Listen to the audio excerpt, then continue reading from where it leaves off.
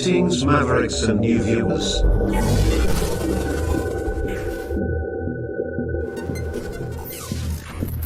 Tonight, direct and live from the Maverick News Network World Studios. This is Maverick News with Rick Walker.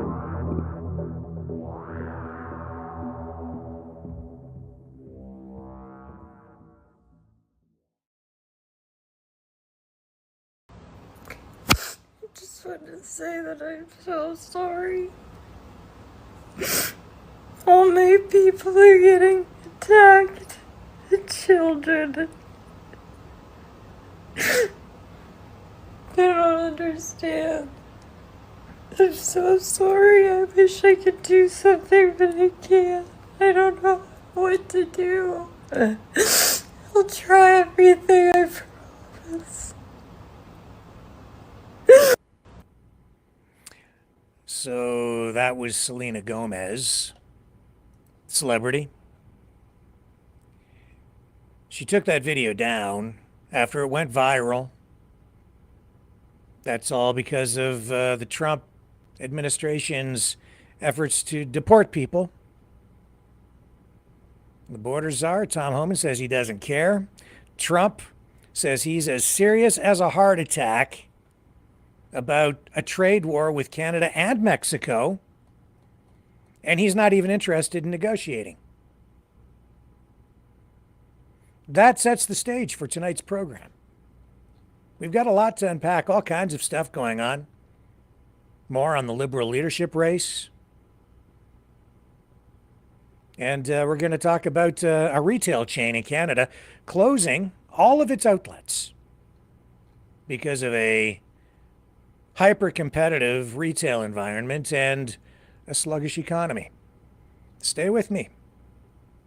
There's lots more ahead. You know, someone very profoundly once said many years ago that if fascism ever comes to America, it'll come in the name of liberalism.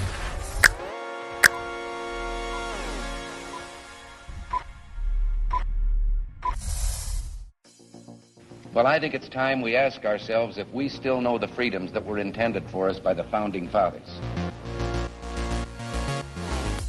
If we lose freedom here, there's no place to escape to. This is the last stand on Earth.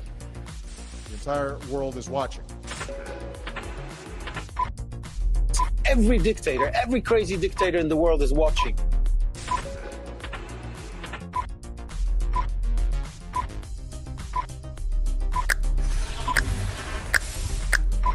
The world is watching. On TV, the entire world is watching. On social media. But the entire world is watching, and yes, they are seeing what we have apparently bravely been willing to say that others are thinking. Stand for freedom. Literally stand for freedom. Let's get this done. The entire world is watching. We're at war with the most dangerous enemy that has ever faced mankind in his long climb from the swamp to the stars. Maverick News. Maverick News. Maverick News. Let me have more control of my own destiny. The world is watching.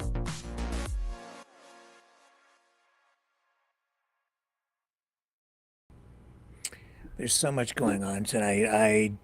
There's no way we'll be able to cover all of the news, but you know, we're trying to cover the world here. So there's always a lot going on, but tonight especially so. In fact, well, before we get to that, let's finish up with this Selena Gomez situation. Her video goes viral. This the day after Trump gets into almost a full-blown trade war with Colombia, where he sent planes, and they were full of illegal immigrants. They were turned back, and then he threatened sanctions, tariffs. The president of Colombia countered and said, "I'll meet your 25% tariff threat with a 50% tariff threat." But ultimately, the Colombian government backed down. Trump got what he wanted, and now they're accepting the flights of illegal immigrants. Illegal? He says they're illegal, but the thing is, I don't know if they get a trial or if charges are laid. I think they're just rounding people up. As a result, we've also seen, I'm just telling you what's happened. We've had a number of incidents where American citizens have been confronted, challenged, accused of lying about their documentation, their documents showing that they're U.S. citizens. In one case over the past day, we've seen an American citizen's wife arrested at a job place. She was in, I guess she was about halfway or 3/4 of the way through the process of obtaining her U.S. citizenship, following all the rules, I guess. And she got scooped up at a construction site. And I'm not even sure what the status is for her. So there appears to be some collateral damage happening here. And Selena Gomez, big star, crying, going viral online. And then I guess she got a lot of backlash. So she took the video down, but it's still out there. You can still find it. And then Trump's border czar, Tom Homan, appears on Fox News, of course, and he says, I don't care. Don't know if you've had a chance to see a video that has been going viral over the past hour or so. We're still working to clear it and show it. In fact, the Hollywood celebrity who posted it has now deleted it, I think because probably she faced a lot of backlash for it, noting even the New York Times and Fox News polls show that a majority of American respondents are in favor of deportations of criminals and gang members.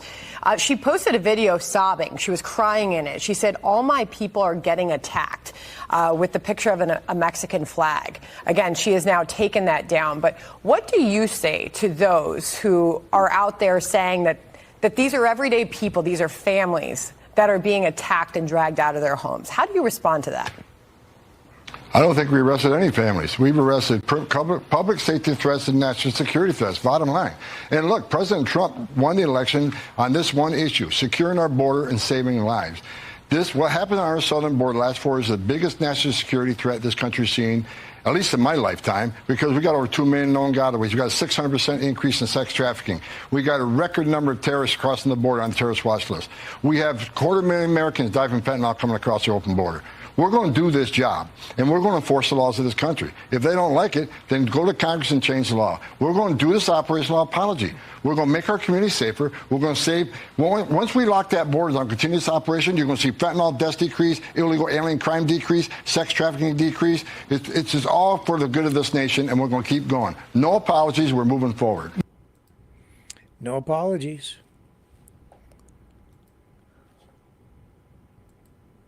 And it's not just immigration, it's just trade. And here you're seeing tonight many headlines from media outlets like this one from the Daily Beast. Trump serious as a heart attack. That's a quote about launching a trade war with Canada and Mexico. Donald Trump is very serious about unleashing unilateral tariffs on neighbors Mexico and Canada without even giving them a chance to negotiate. Some of Trump's closest advisors, it's written here, said the dramatic action could take place within days. If he were to introduce tariffs, which could be as high as 25%, some people fear it could lead to a global economic crisis and spark a recession.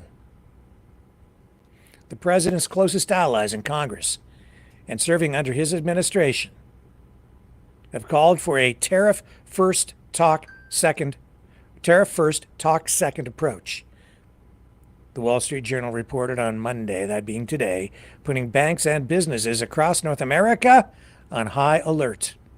Among those who are reportedly behind the emergency plot to target America's neighbors are Commerce Secretary nominee Howard Lutnick, who is currently the CEO of an influential New York bank facing several conflict of interest accusations, and Deputy Chief of Staff for Policy Stephen Miller, the architect of Trump's hardline immigration policy, who some have accused of promoting white nationalist ideology. the story goes on, but you know the drill. You know the song. We've been singing it for the past few days. And up here in Canada, everybody is like, it's all Trudeau's fault. All you have to do is talk. Give Trump what he wants. And I keep saying, it's not just about the border. It isn't. It's about much more. This is bigger. This is more serious. It's not even really, he's not really revealing what the ultimate objective is here. Unless you listen to what he's saying about Canada should be the 51st state. And then look around him and who's encircling him, who's with him. A lot of business people. But up here in Canada, you cannot say that the Canadian governments, provincial and federal, you can't say they have not been looking at this and taking it seriously, because they have been, and they're trying to react as quickly as they can. Out in Manitoba today, the government there has announced they're going to be using conservation officers to patrol the Canada-U.S. border. Who are going to be part, and Here's have been Manitoba already, Premier. part of the expanded effort to have a presence along our southern border. Everybody in Manitoba right now is paying attention to building up the relationship with the United States of America. We know that President Trump has brought in a bunch of new dynamics for our province and for our great country of Canada. And one of the important priorities that we have as the government of Manitoba is to send a strong message to people in our province that having a strong and secure border is important to us as Manitobans. Now, this is something that's a big priority for people here in the province because we want to have safe communities. But I also know that people in southern Manitoba have seen very, very serious situations that underline the fact that there's a humanitarian priority along the border as well. We know that just within the past few years, there was a very tragic story where a family from India lost their lives, freezing to death, trying to cross the border heading south. Just within the past few weeks, people coming north from the U.S. into Canada, the reports being that they didn't have the gloves, mitts, and toques to be warm. And yes, we are Canadians, so I will say toques. Now, as part of our overall response to invest in jobs and to protect the Manitoba economy, we're also sending this message that asking our conservation officers to have that presence, to be that additional eyes and ears along the border, to be able to respond to that humanitarian priority, potentially save lives there.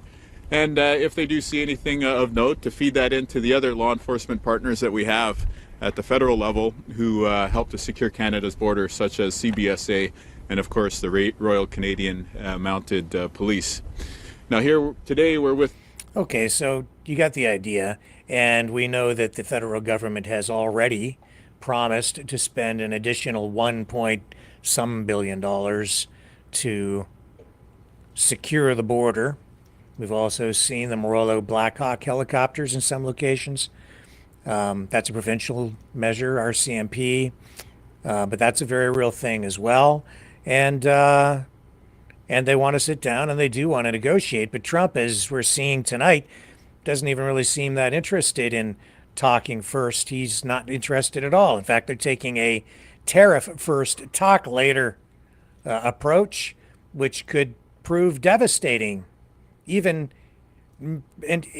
I say devastating, I mean it could be devastating because it will bring a lot of trade to a grinding halt. And Canada is the biggest trading partner that the United States has.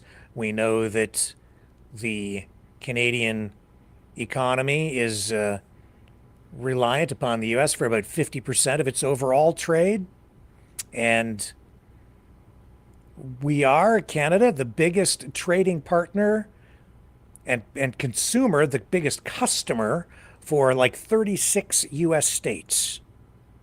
So this is not as simple, I think, for Donald Trump as maybe he thinks it is. I don't know exactly who's advising him, Mr. Lichtnick and Mr. Miller and maybe some others, but I don't think that this has been really fully considered.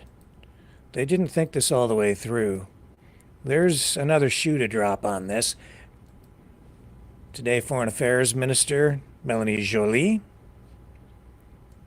held a news conference today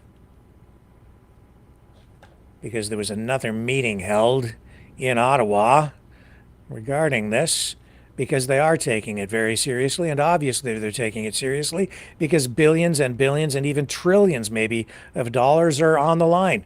The economy is on the line here. Here's Joly. So we just came out of another very important Canada-US meeting, and our two objectives were the same. First, to work on preventing tariffs, and second, working also on our response, should there be tariffs. When it comes to the first point on preventing tariffs, first and foremost, our objective is to make sure that we prevent tariffs, and we believe that we can do so. How can we do so? We will continue to engage with our different American counterparts.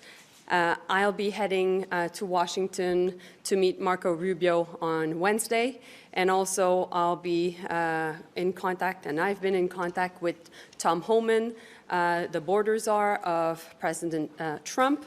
David and I are having conversations with Tom Homan shortly. And we know that President Trump has been referring a lot to the border. Again, we have a very good border plan. It is being implemented, and David will be able to talk to you about the latest on this front. When it comes to our trade relationship also, of course, we know that the U.S. has a surplus with us. If we don't take into account our energy exports, which are driven by the U.S. demand. So at this point, the trade surplus that the U.S. has with us is around $60 billion, which includes goods and services. We are the largest export market for 36 states of the United States, and we're still the biggest customer to the U.S. So Canada is the biggest customer to the U.S. So that's for the first point, which is preventing tariffs. When it comes to the second point of our response, we will be ready for day one. And we've been saying that, and we are ready. I'll be talking this week to the British Foreign Minister. I'll be also talking to key European foreign ministers. I've been in constant contact with also my Mexican counterpart.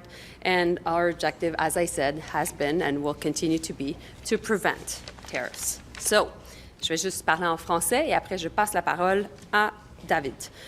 Une autre rencontre importante du comité Canada-États-Unis. On travaille sur deux aspects. Premièrement, le président la relation commerciale avec nous. Bien, en fait, any kind of terror. Le ministre des Affaires étrangères mexicain également. Donc, notre objectif est encore et toujours de pouvoir prévenir les tarifs et nous y travaillons tous les jours. David, après toi. Merci beaucoup. Good morning, everyone. So our objective, as the minister has just said, is to prevent any kind of tariffs forthcoming from the United States administration. And so we're working very hard, of course, in my case, on the question of the border. It's important for Canadians to understand a few things about the border we have with the United States. The first this thing is to keep Public in mind Safety is Minister David border. McGuinty. It's one that's evolved over 150 years of relationship. It remains the longest undefended border in the world, and we intend to try to keep it that way. I think our American colleagues share the same view. The plan that we are implementing is multifaceted. It involves political outreach, official outreach, and operational outreach. So clearly, I'll be meeting with, eventually, for example, the new Department of Homeland Security Secretary, Ms. Nome. We'll be talking to Tom Homan, we expect this week. At the same time, we have officials who are in and out of Washington, D.C., working with our American counterparts. And operationally, the CBSA and the RCMP are in constant touch with their counterpart organizations in the United States. So we're making huge progress. This plan is a plan which is, of course, international between Canada and the United States. but it's also a plan between different orders of government in this country. We've reached out to and engaged every single province in the country. They are engaged in the case of Alberta, Ontario, Saskatchewan, and Quebec. They're making, for example, some of their police authorities available. Police of local jurisdiction are helping us on the border. This is a very, very good thing, and they should be commended for doing so, because it really is a Team Canada response. We're working, for example, on the question of fentanyl. It's important for Canadians to remember. Less than 1% of all fentanyl entering the United States is coming from Canada. Less than 1% of illegal immigration into the United States is coming from Canada. So we are tightening up even further our border to deal with some of these challenges. And as I say, it's a federal, provincial relationship and partnership. It's an interagency partnership. It's a bilateral partnership. And we've seen huge progress in the last 3 to 4 months. So we are continuing to make progress on the implementation of this plan. As I say, it's multifaceted. Donc, pour répéter quelques mots en français, nous avons un plan. La frontière est très robuste, elle est très forte présentement, et nous sommes en train de la renforcer. C'est une question d'amener des mesures pratiques, la mise en œuvre de mesures pratiques. Il y a un plan qui touche évidemment le Canada en coopération avec nos provinces. Les États-Unis ont l'intention. Oui, pour nous, ce qui est important, c'est de faire le travail very positive. I'll just answer in French. When it comes to preventing tariffs, this is our #1 priority, and we're working at it every day.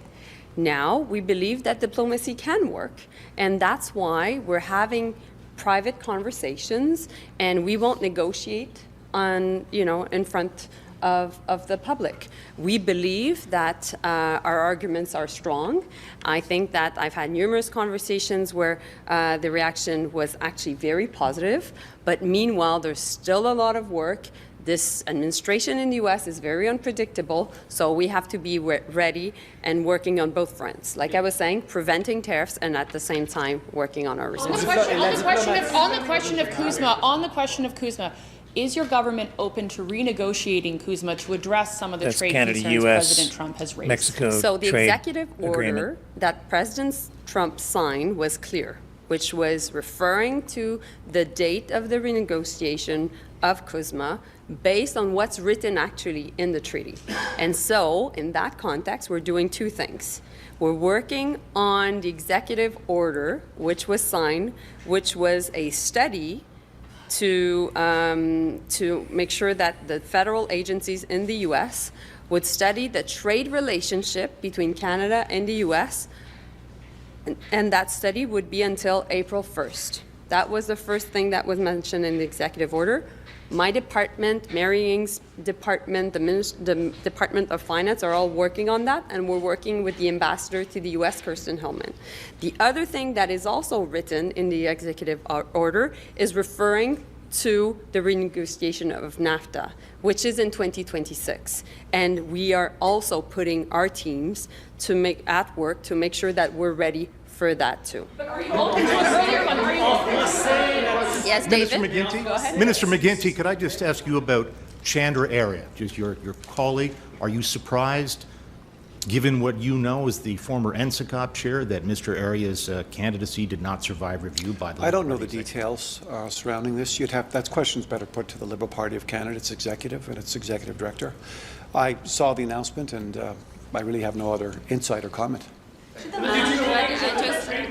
Moi, j'ai un point de vue sur ce que M. Chandra avait dit au niveau du bilinguisme, et moi, je tiens à vous dire que pour moi, c'est fondamental que le prochain chef du Parti libéral puisse parler en français et en anglais. En tant que francophone, pour moi, je pense que je représente la voix des francophones au pays, et nos attentes étaient extrêmement élevées, et ses commentaires étaient complètement inacceptables. Vous allez rencontrer des dirigeants, vous avez dit, européens, mexicains.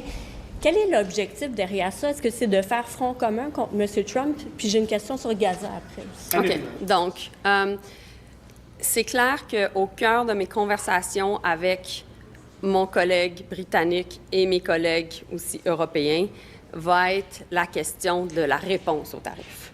Ça fait partie de nos conversations parce que le président Trump a parlé de tarifs pas seulement pour le Canada et les États-Unis et la Chine, mais tout au long de la campagne électorale, il a parlé des tarifs sur le monde et ça inclut nécessairement les Européens.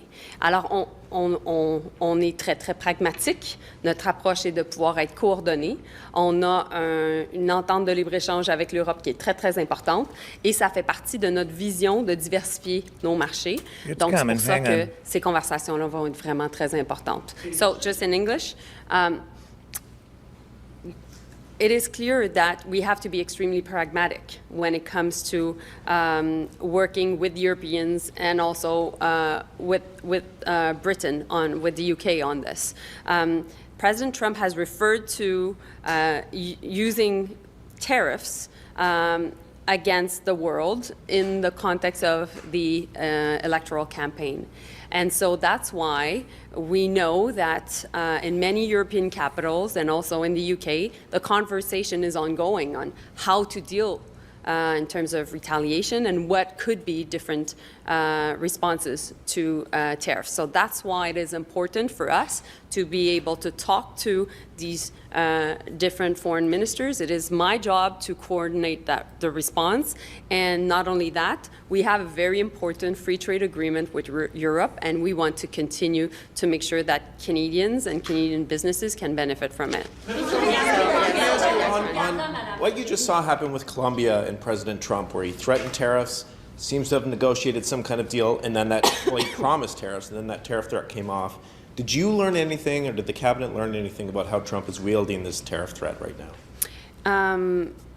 For us, we're looking at what is our approach, which is basically preventing tariffs and also making sure that we're ready. And we know that President Trump is using tariffs as a way to put pressure on countries. That's what he's doing, and that will continue. Meanwhile, we have leverage. We have also different levers. We are the biggest customer to the U.S. We are the biggest customer in 36 countries, 36 states within the U.S. So there are lots of allies in the U.S. and also in Washington, and that's why we're doing the work, to make sure that ultimately we're able to get to a win-win situation. That's why we're addressing the concerns regarding the border, which is really important, and that we should never forget that this is a priority. It is a priority for us because we believe that we have to stop any form of illegal guns coming from the U.S. and also any form of irregular migration coming from the U.S. And meanwhile, we'll continue to do the work on making sure that ultimately facts prevail, particularly when it comes to the fact that the U.S. has a trade surplus with Canada when we exclude energy exports from Canada. So Canada is willing to begin early renegotiation of CUSMA? Canada is willing to begin early renegotiation of CUSMA? I didn't mention that. What I said is that the executive order already specifies that there is a process that prepares for eventually that renegotiation, which is set in 2026. So it's just my job, meanwhile, is to make sure that we have a good trade relationship, and we will be ready because at the end of the day, facts prevail, may be on the question of the overall trade relationship, which is through the free trade agreement, but also on preventing tariffs. Just to clarify, are you Okay. All right, so there's all that going on. Now, you take a look at what's going on the U.S.-Mexico border. We have a different situation unfolding there. Considerably different, I would say, because that has actually tonight turned violent. Here. We've got shots fired on the border. Let me bring this up. The drug cartels are clashing with the Border Patrol down in Texas. Or so we're told. Here we go. Are you ready? I am. breaking news. Suspected cartel gunman in Mexico fires shots at Border Patrol agents in Fronton, Texas. This all happened about 1 hour ago. Law enforcement tells Bill Mallusion it happened as cartel members tried to bring a group of illegal immigrants across the river. The agents fired back. No one on either side was hit. The group of illegal immigrants did not make it across the Red River. Now, this suspected cartel gunman in Mexico fires shots. So it's heating up, ladies and gentlemen.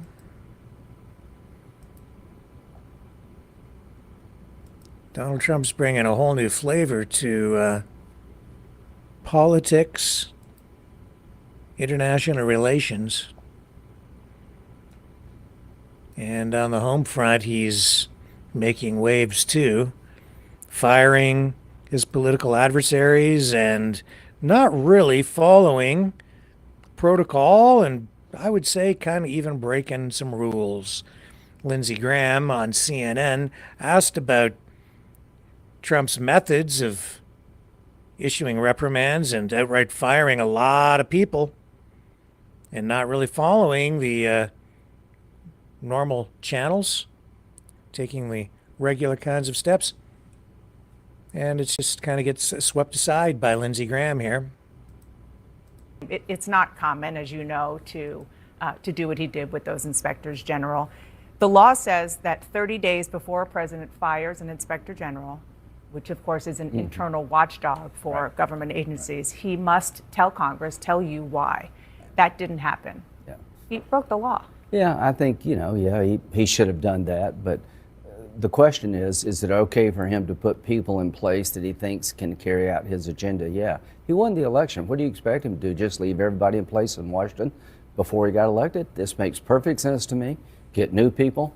He feels like the government hasn't worked very well for the American people. These watchdog folks did a pretty lousy job. He wants some new eyes on Washington, and that makes sense to me. Even who cares what the law is?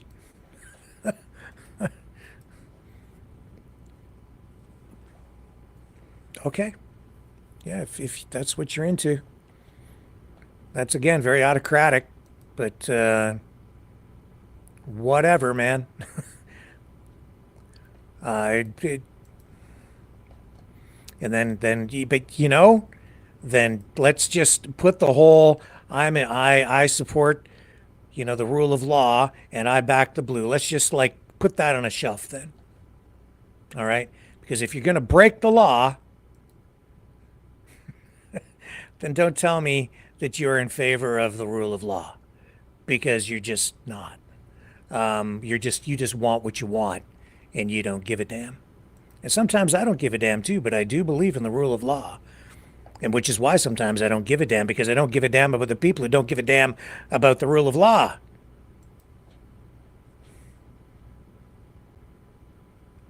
Yeah. So here's a response tonight on Fox News to Trump's, quote, being serious as a heart attack about starting a trade war with Canada and Mexico. And please, folks, please, when I say he's starting the trade war, that's what he is doing. He has started this trade war.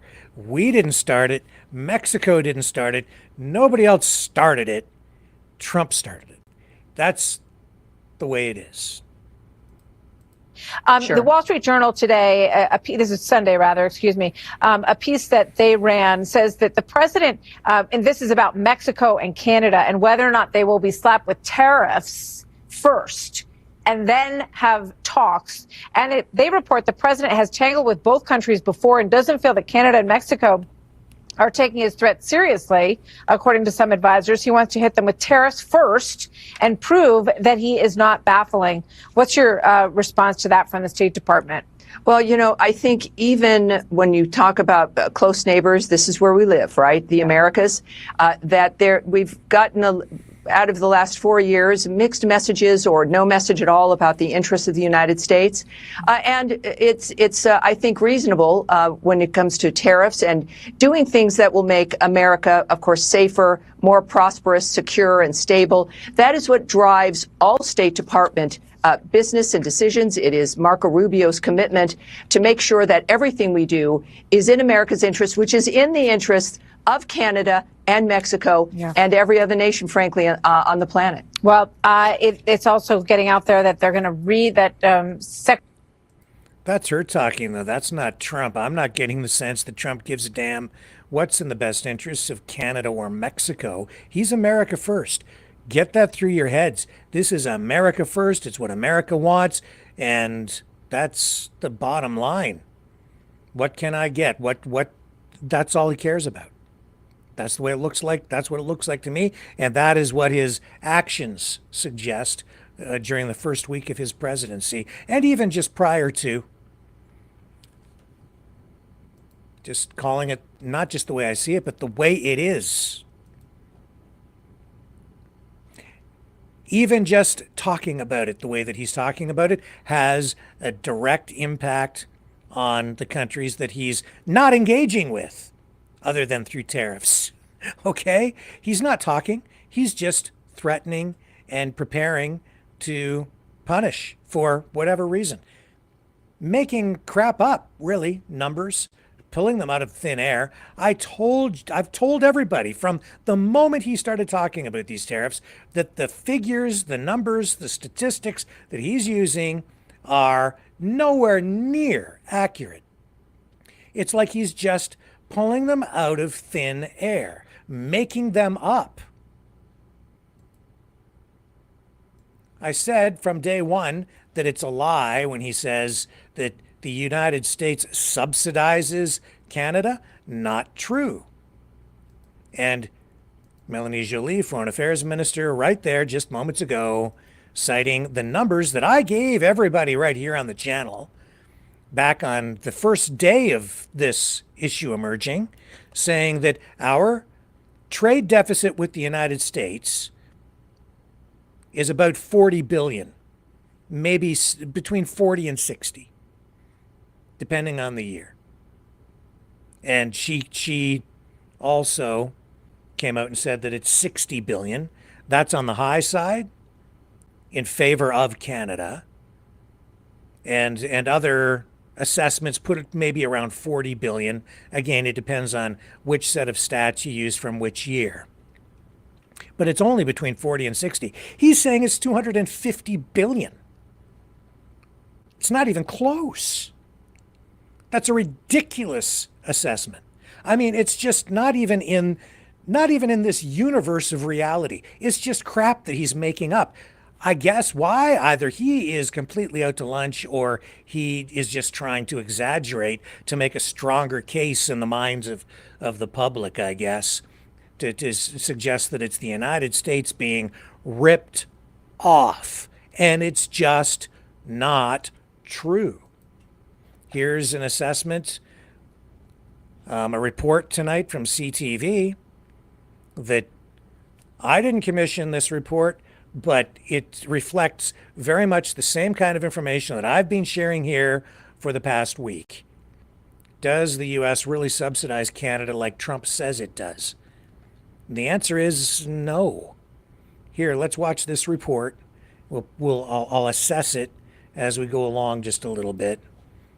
U.S. President Donald Trump has made repeated claims about a massive trade deficit with Canada, or a subsidy, as he often calls it. With his tariff threat looming large, understanding the economic reality of the Canada-U.S. trade relationship is critical. CTV's Jeremy Sharon breaks down the numbers for us. Thank you. Just days into his second term in the White House, Donald Trump has repeatedly taken aim at Canada on trade. Canada has been very tough to deal with over the years, and it's not fair that we should have a $200 billion or $250 billion deficit. It's not true. It's just not true. Justification for his tariff threat, but also for his proposed solution, which he claims to have presented to Prime Minister Justin Trudeau. I asked him, what would happen if we didn't do that, if we didn't subsidize Canada? He said, we'd be a failed nation. And I said, then you should be a state. Trump claims America doesn't need the goods. Now, you could make that argument. And I would say that Canada has been, from its creation, a country or a nation in evolution.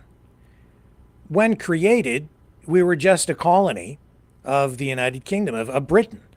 And that was necessary because we weren't large enough. We weren't established enough to really stand on our own.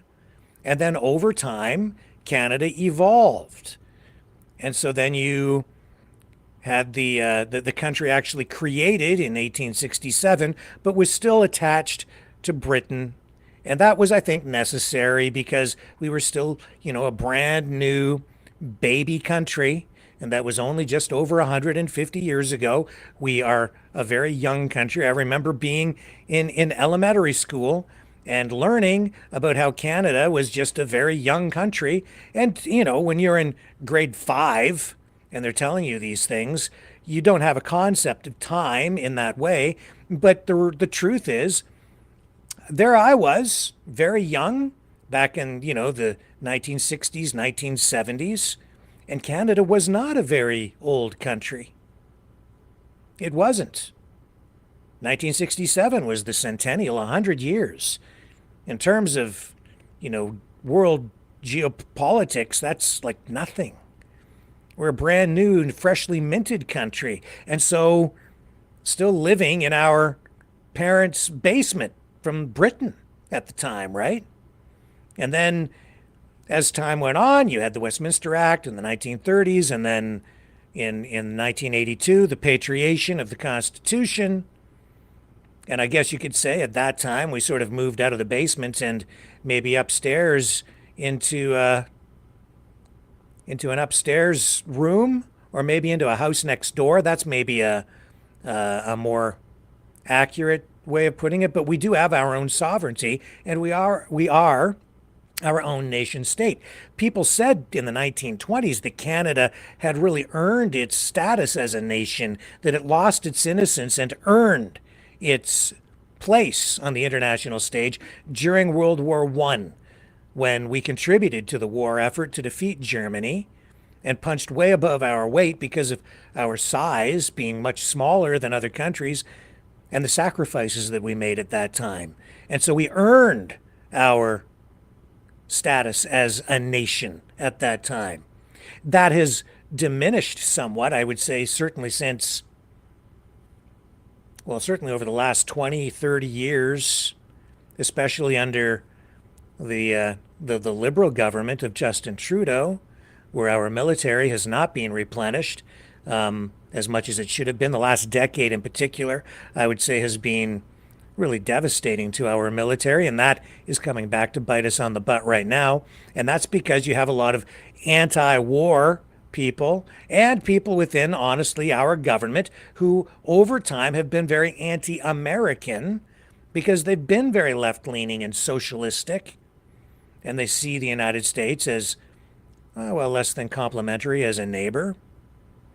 So I get all of that, but it doesn't negate our legitimacy as a country, and it doesn't mean we shouldn't continue to evolve. But Trump kind of has a point when he says that maybe we should just be a state if we can't stand on our own 2 feet. But I think we have in the past, and we can moving into the future, but that's a choice we have to make. And we should do it without being coerced. Let's continue with the report. It's importing from our country. But is the U.S. actually subsidizing Canada, as Trump claims? Nope. They know that a trade deficit is not a subsidy. If anything, it's the rest of the world subsidizing America. I haven't seen the check arrive in Ottawa from Washington, D.C., made out to the Canadian government. And what about the deficit numbers? The man lies the way some people breathe. The data is pretty straightforward when it comes to trade. In general, Canada does sell more to the U.S. than the U.S. sells us, driven in large part by U.S. imports of Canadian energy. In 2023, the U.S.'s trade deficit with Canada was just over $40 billion. In 2024, it's projected to be about $45 billion, a relatively small number when compared to the roughly $1 trillion in goods and services that cross the border both ways each year. Mr. Trump quite literally just makes these numbers up, and they can change from one day to the next. 100 billion, 200 billion, 300 billion. It's like a game show. And how does Canada stack up with other countries? Figures from 2023 show the U.S.'s trade deficit with Canada was only the 10th largest, significantly smaller than that of countries like China and Mexico, despite Canada being America's largest export market. In fact, if you take away Canada's single largest export product, crude oil, the U.S.'s deficit with Canada becomes a surplus. Think of how with the U.S., and it's mostly oil. Think of every dollar as a contribution to a job in the U.S. We don't refine oil in Canada. The Americans. While the data doesn't back up Trump's claims on trade, experts say he's likely to keep making them a clear negotiating tactic that helps make his case for tariffs. I mean, it's just what he's saying is it's just simply not true. It's not accurate. We're not that difficult to deal with either. We negotiated NAFTA, which was done amicably between Mulroney and, the government of that day. And then you have, then the USMCA when Trump comes in, and now he wants to tear. We had a deal. Then he comes back. Now he wants to tear that up and renegotiate it again. And before we even get to that, he's tearing it up because he's just imposing the 25% tariffs. So you can't trust the guy because we've got a deal. They're calling it Kuzma in the news conference because that's sort of the French-Canadian way of looking at it, or the Canadian way of looking at the name. But it's the United States, Mexico, Canada Free Trade Agreement that replaced NAFTA, negotiated under Trump the last time around. So what does this say? What's he saying about the USMCA or Kuzma? He's saying, I guess he sucks as a negotiator. I guess he got a shit deal, excuse my language, because I guess he blew it the last time, so he's got to redo it. Got to redo his deal because he blew it the last time. Well, what else can you take away from that? That the deal that he did the last time isn't adequate? Then I guess he sucks at negotiating, didn't get the deal that he wanted, so he got to go back and redo what he did before. Just saying. Well, which is it? Is he the master negotiator? Why didn't he get it right the first time? Because I guess he's just being more aggressive this time? Whatever, man. There's more in play here than meets the eye, and I would say that he wants the whole enchilada in Mexico, and he wants the whole damn country up here in Canada. This talk about the 51st state, it's, again, folks, not a joke. It is not a joke. And here's Kayleigh McEnany talking about that very thing. His Twitter feed, it's called Cynical Publius, and he laid out just methodically how things traditionally work. It's so good that the vice president just sent it out. He lays out the traditional approach in dealing with, let's say, Colombia when they won't take a migrant flight. You get a task force together. It's the Department of Defense, it's ICE, it's the Secretary of State, the State Department. That task force comes up with a position paper. That position paper is then rejected by the Secretary of State in the name of equity. Days later, the president is briefed on it. And by the way, the details are leaked to the Washington Post along the way. And then in the end, we get a worse deal with Colombia, and they take fewer migrants than what we intended. And this all happens in about a month's time. Wait.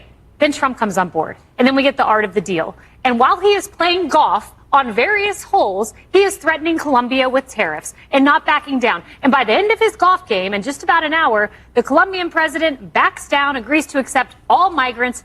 It's called the art of the deal. And what does he do in solving this in an hour's time rather than a month's time? He sends a message to the EU. I will give you tariffs. They're coming your way unless you take our agricultural products. To Mexico, to Canada, tariffs coming your way February 1st unless, hey, you rectify your trade imbalance. Message to Putin, I've threatened tariffs against you because Putin, if you don't get a deal, you're next. And message to Denmark, give us Greenland or you're under the threat of tariffs too. Every country in the world is shaking in their boots because they know that man means business. It's the art of the deal, gone with the deep state and traditional Washington. So talk to me, Lisa, about what's happening internally. He might get what he wants in the short run. But, you know, in the long run, this is not going to be good for the United States. It isn't. It might not even be good in the short run, because this could easily backfire. If these tariffs actually go into place, as I indicated in just mirroring those reports that I conveyed to you, there are economists out there, prominent. The Wall Street Journal fears that this could trigger a worldwide recession, or maybe even a depression. It could get that serious, and that would affect the United States, Canada, that would affect the whole world, including the U.S. But in the long run, you see, nobody in the long run, this is going to damage the United States, because what has been the response of countries, including Canada, to what he has done just in the first week? We're already talking here in Canada about taking actions that will insulate us in the long term from our dependence on U.S. trade. Build those pipelines east to west to the Atlantic and the Pacific so we can export our energy to other countries, expand trade with other countries. He's pushing us into the arms of other countries. So we will do more trade with other countries, even if he gets the deal that he's looking for here, whatever that might be, assuming we manage to survive this as a country. We will. Businesses here will, even in the absence of government intervention or incentives. Businesses in Canada that are potentially or ultimately impacted by tariffs from the U.S. because of Donald Trump will take steps to mitigate the risk moving forward, and that means they're going to look for other customers around the world. And they will trade less with the United States, and that will ultimately diminish the strength of the United States in the long run. And Trump is also misguided here, because he's losing sight of the fact that it's these trading relationships and the defense relationships, it's the position of the United States and the relationship that the U.S. has had since World War II with countries around the world that has made it as strong as it is. It's because it has had these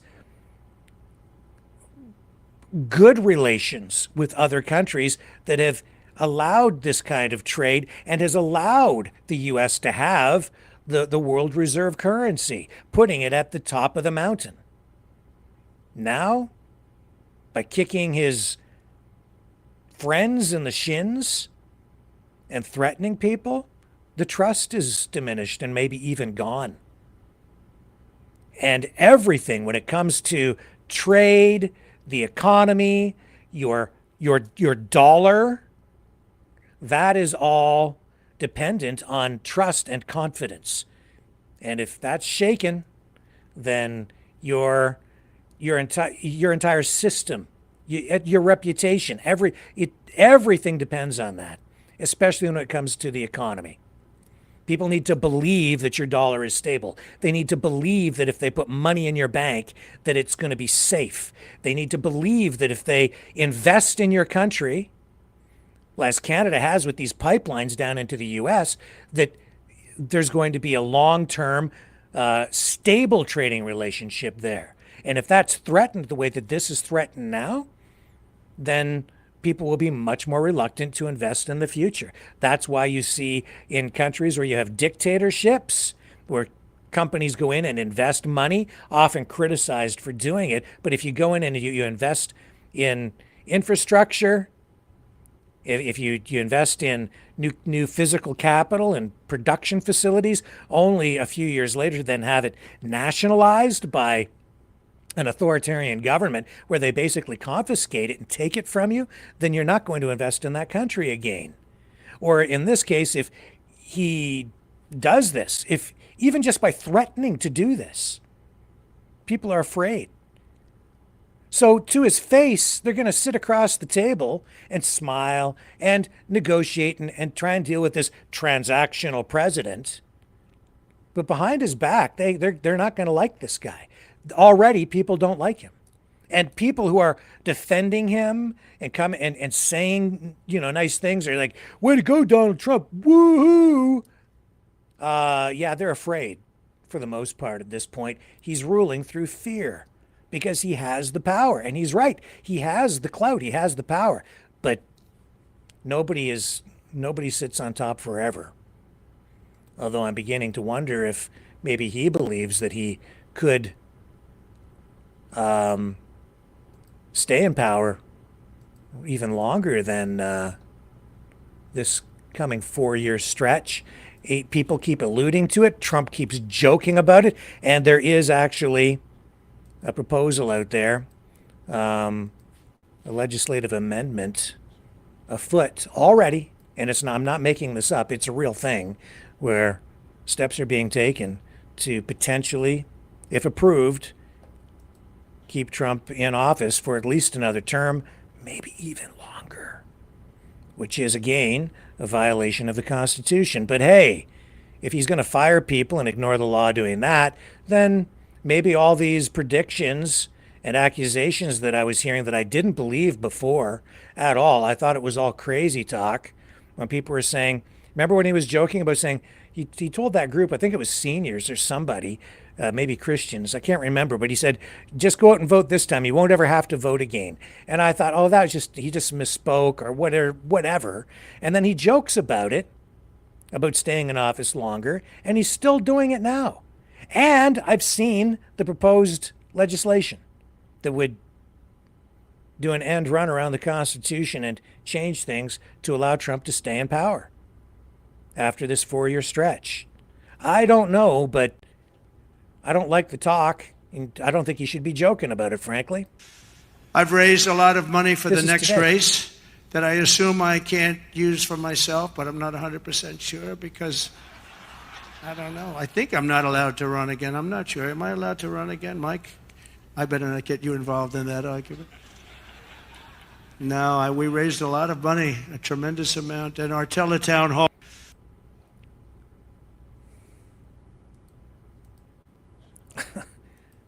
Okay.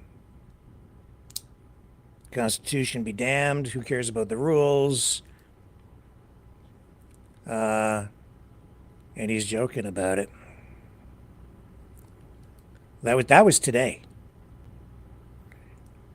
Of course, people are liking the idea of paying less in tax. Not just, I hear people, I heard a few more people, patriots, saying they're ready to pack it in and join the United States because Donald Trump is saying that we'll get a 60% tax cut. Yeah, it won't really work out like that. You'll see, but whatever, man. But here he is scoring political points by promising to do away with income tax. Again, this today. That was a beneficiary because when addressing the GOP in Florida today. America is going to be very rich again, and it's going to happen very quickly. It's time for the United States to return to. Here. America is going to be very rich again, and it's going to happen very quickly. It's time for the United States to return to the system that made us richer and more powerful than ever before. Do you know the United States in 1870 to 1913, all tariffs, and that was the richest period in the history of the United States, relatively speaking. In other words, relatively. And they set up the Great Tariff Commission of 1887. And this commission had one function, what to do with all the money that we took in. It was so enormous that they had no idea. It was a blue ribbon committee. It was set up 1887.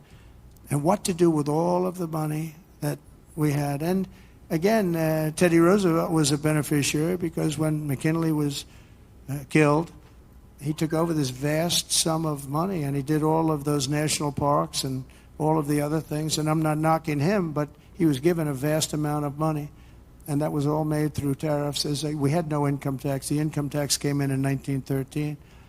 As I said in my speech last week, instead of taxing our citizens to enrich foreign nations, we should be tariffing and taxing foreign nations to enrich our citizens. Does that make sense, right?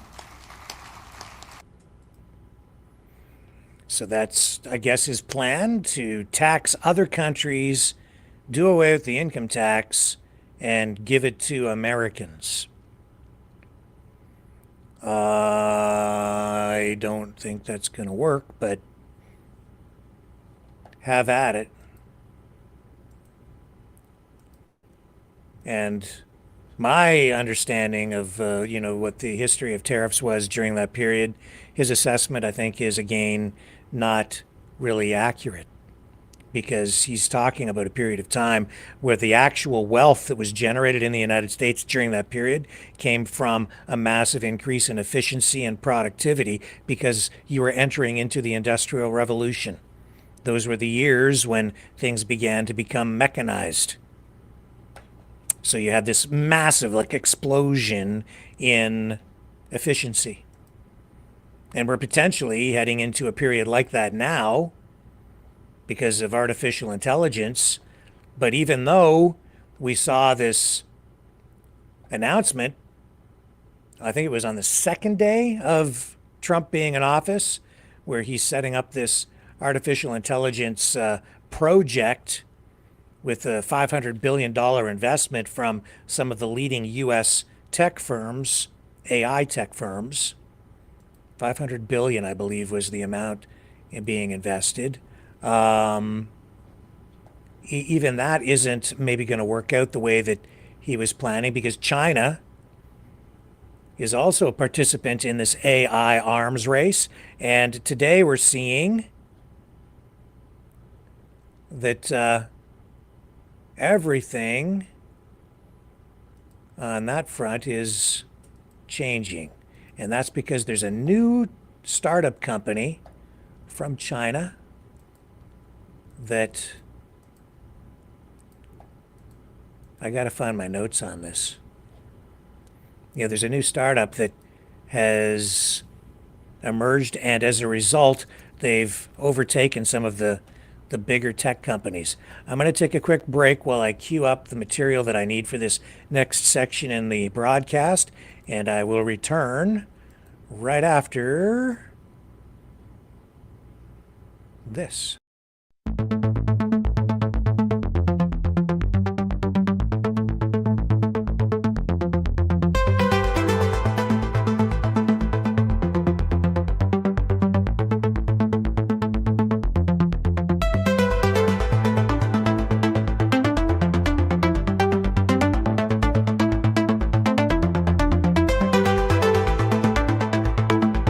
Maverick News. Expose lies and tell truth.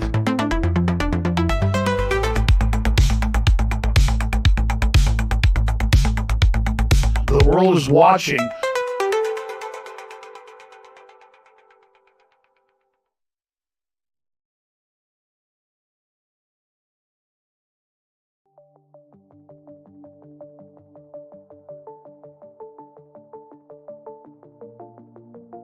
Greetings, brave Mavericks. Our quest for truth continues. We go beyond fake news. Together we expose propaganda. Together we pull others out of rabbit holes. We are maverick thinkers. We are all unique individuals. Defenders of individual rights and freedoms. Credible. Trusted. Grounded in reality. Maverick News. Maverick News. Defending free speech. Free speech. Donate at freedomreporters.com. Do it now. Tomorrow may be too late. Maverick News.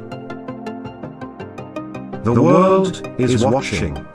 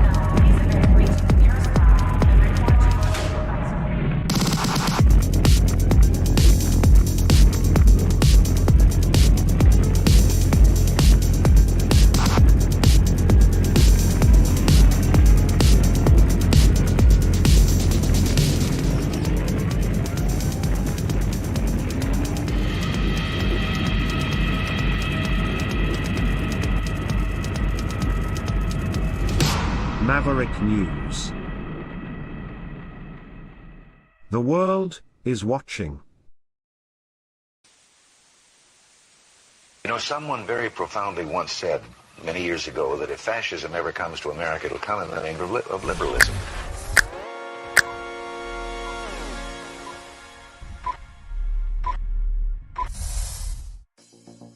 Well, I think it's time we ask ourselves if we still know the freedoms that were intended for us by the Founding Fathers. If we lose freedom here, there's no place to escape to. This is the last stand on Earth. The entire world is watching. Every dictator, every crazy dictator in the world is watching.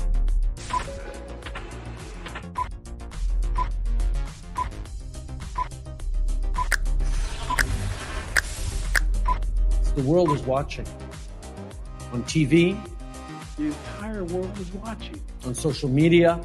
But the entire world is watching, and yes, they are seeing what we have apparently bravely been willing to say that others are thinking. Stand for freedom. Literally stand for freedom. Let's get this done. The entire world is watching. We're at war with the most dangerous enemy that has ever faced mankind in his long climb from the swamp to the stars. Maverick News. Maverick News. Maverick News. Let me have more control of my own destiny. The world is watching.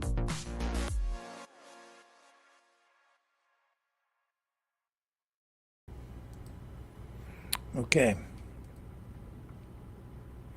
In a development that has sent shockwaves through Silicon Valley, a small laboratory in China has now emerged as a formidable player in the global race for artificial intelligence supremacy.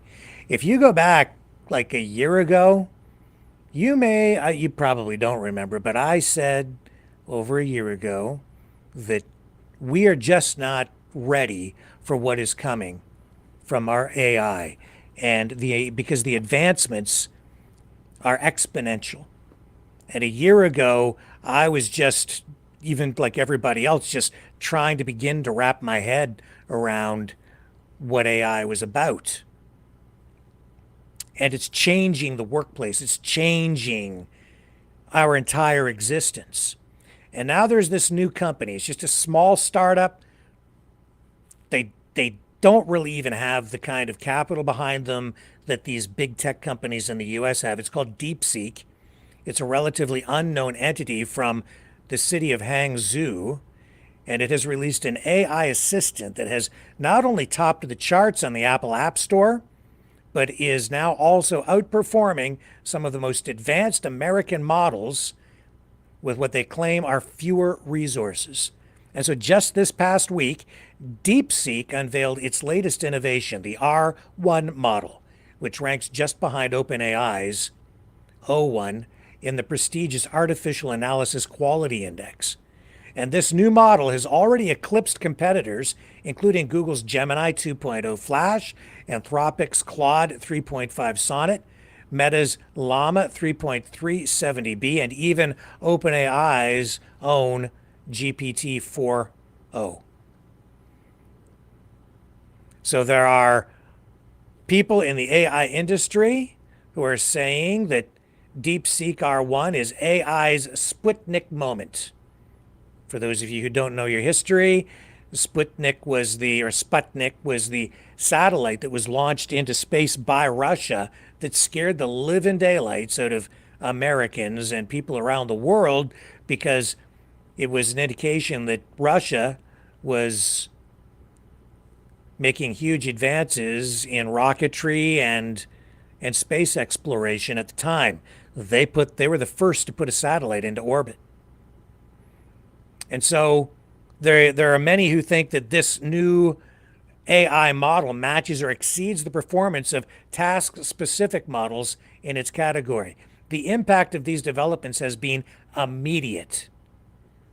Tech stocks plummeted today, with the NASDAQ composite falling by 3.4% shortly after markets opened. Investors are clearly re-evaluating the valuations of U.S. tech giants in light of this unexpected competition. Such is the nature of the tech industry. Anything technology based, you're dealing with a very volatile environment always. Here's the DeepSeek website. You can see it there. And at the World Economic Forum last week, Microsoft CEO Satya Nadella praised the DeepSeek model. He noted, and these are his words, he said, "We should take the developments out of China very, very seriously. Unlike its U.S. counterparts, R1 is freely available and its weights are open, inviting scrutiny and further development by the global community. And this openness, however, contrasts with the typical secrecy around training data, which even DeepSeek has not fully disclosed. The rise of DeepSeek has sparked debate and conspiracy theories even, but many in the tech industry, including Meta's AI chief, Yann LeCun, have commended the advancement in this, seeing it as a testament to the power of open source. Despite skepticism, the achievements of DeepSeek have been hailed as a significant moment for AI research. It's also an affront, I would say, to Donald Trump's plan to make America not just great again, but dominant and the world leader in AI development, not just on the technology front, but also on the business front. Here's tonight's report out of NBC, noting the marked decline in tech stocks. For the markets, with NVIDIA losing nearly $600 billion in value, triggered by a major AI. Now to a rough day for the markets, with NVIDIA losing nearly $600 billion in value, triggered by a major AI advancement in China that U.S. officials are already warning could be a threat to national security. Brian Chung is here. Brian, what do we know about this app? Lester, it's an AI chatbot called DeepSeek, and it's the #1 free app on Apple's App Store. Those in the AI space have been impressed by how well it stands up to its American competitors, but it's Wall Street that's shaken by how cheap its developers say they were able to train it. Just $5.6 million. Now, if true, that would be more efficient compared to how much it costs to train ChatGPT and Google's Gemini AI, which are made here in the U.S. last Big question for a lot of users. Will this have the same national security concerns that we saw with TikTok? Well, it could. DeepSeek's terms of use are governed by China, and it raises serious questions over censorship and guided answers. Now, DeepSeek says it collects users' keystrokes and stores information in Chinese servers, as some lawmakers on Capitol Hill have already expressed concern. And it's a good reminder, by the way, Lester, to never give your personal sensitive information to any AI software. All right. And while all of that is very valid in terms of, the kinds of concerns people should have about security, personal security, and even national security, I think they're also kind of missing the boat on this because, like with any new emerging technology, people need time to understand what it's really about. It isn't just about the collection of data. It's not just about what they're collecting from you. It's what they're feeding to you. It's what they're sending out to you. It's part of the information war. Keep in mind that these are Chinese companies, okay? Not that I'm even that opposed to doing business with China. I'm not. But keep in mind that these are foreign-owned companies in China, foreign country, and if they dominate this space or even occupy a large portion of the space, especially in terms of social media, which is partly what this is, and technology, it's the ability to manipulate the flow of information that poses a real potential threat to national security as well. That's why even tonight, let me just see if I can find this. I should have it here. There's a member of parliament in Canada that is calling on Elon Musk to be investigated even in advance of the upcoming federal election in Canada for possible foreign interference in our democratic process.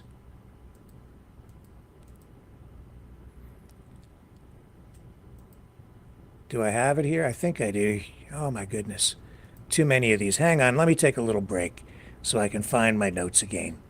I do apologize. Just way too much information, but I've got this for you. Don't worry.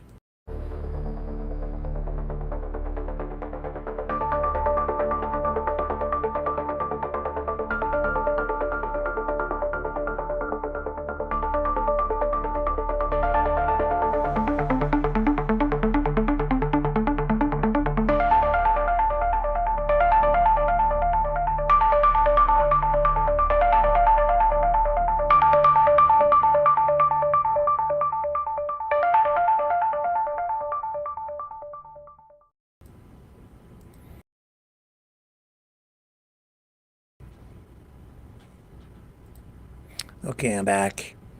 Here we go. There's what I'm looking for. All right, so yeah, this shouldn't surprise anybody because Charlie Angus has been, to say the least, very vocal about Donald Trump and Elon Musk and expressing concerns.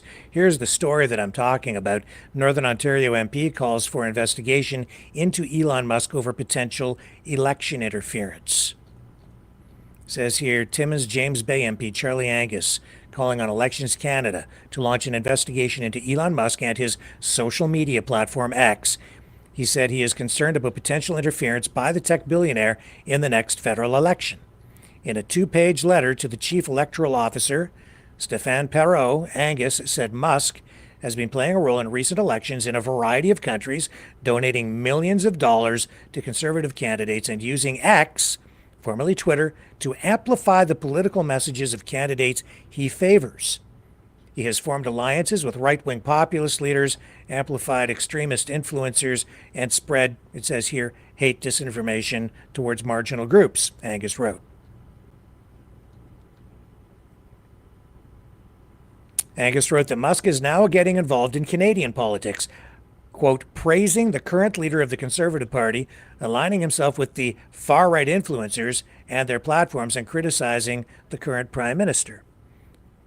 Musk, one of the world's richest people, was born in South Africa but lives in the United States, where he holds citizenship, keeping in mind, too, that he went to school in Canada. It says here his mother is from Saskatchewan, and Musk moved to Canada in 1989, attending Queen's University for 2 years.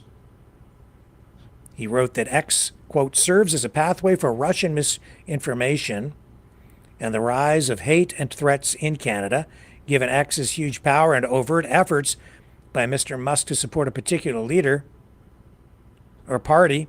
It could easily impact our electoral integrity. He's not wrong.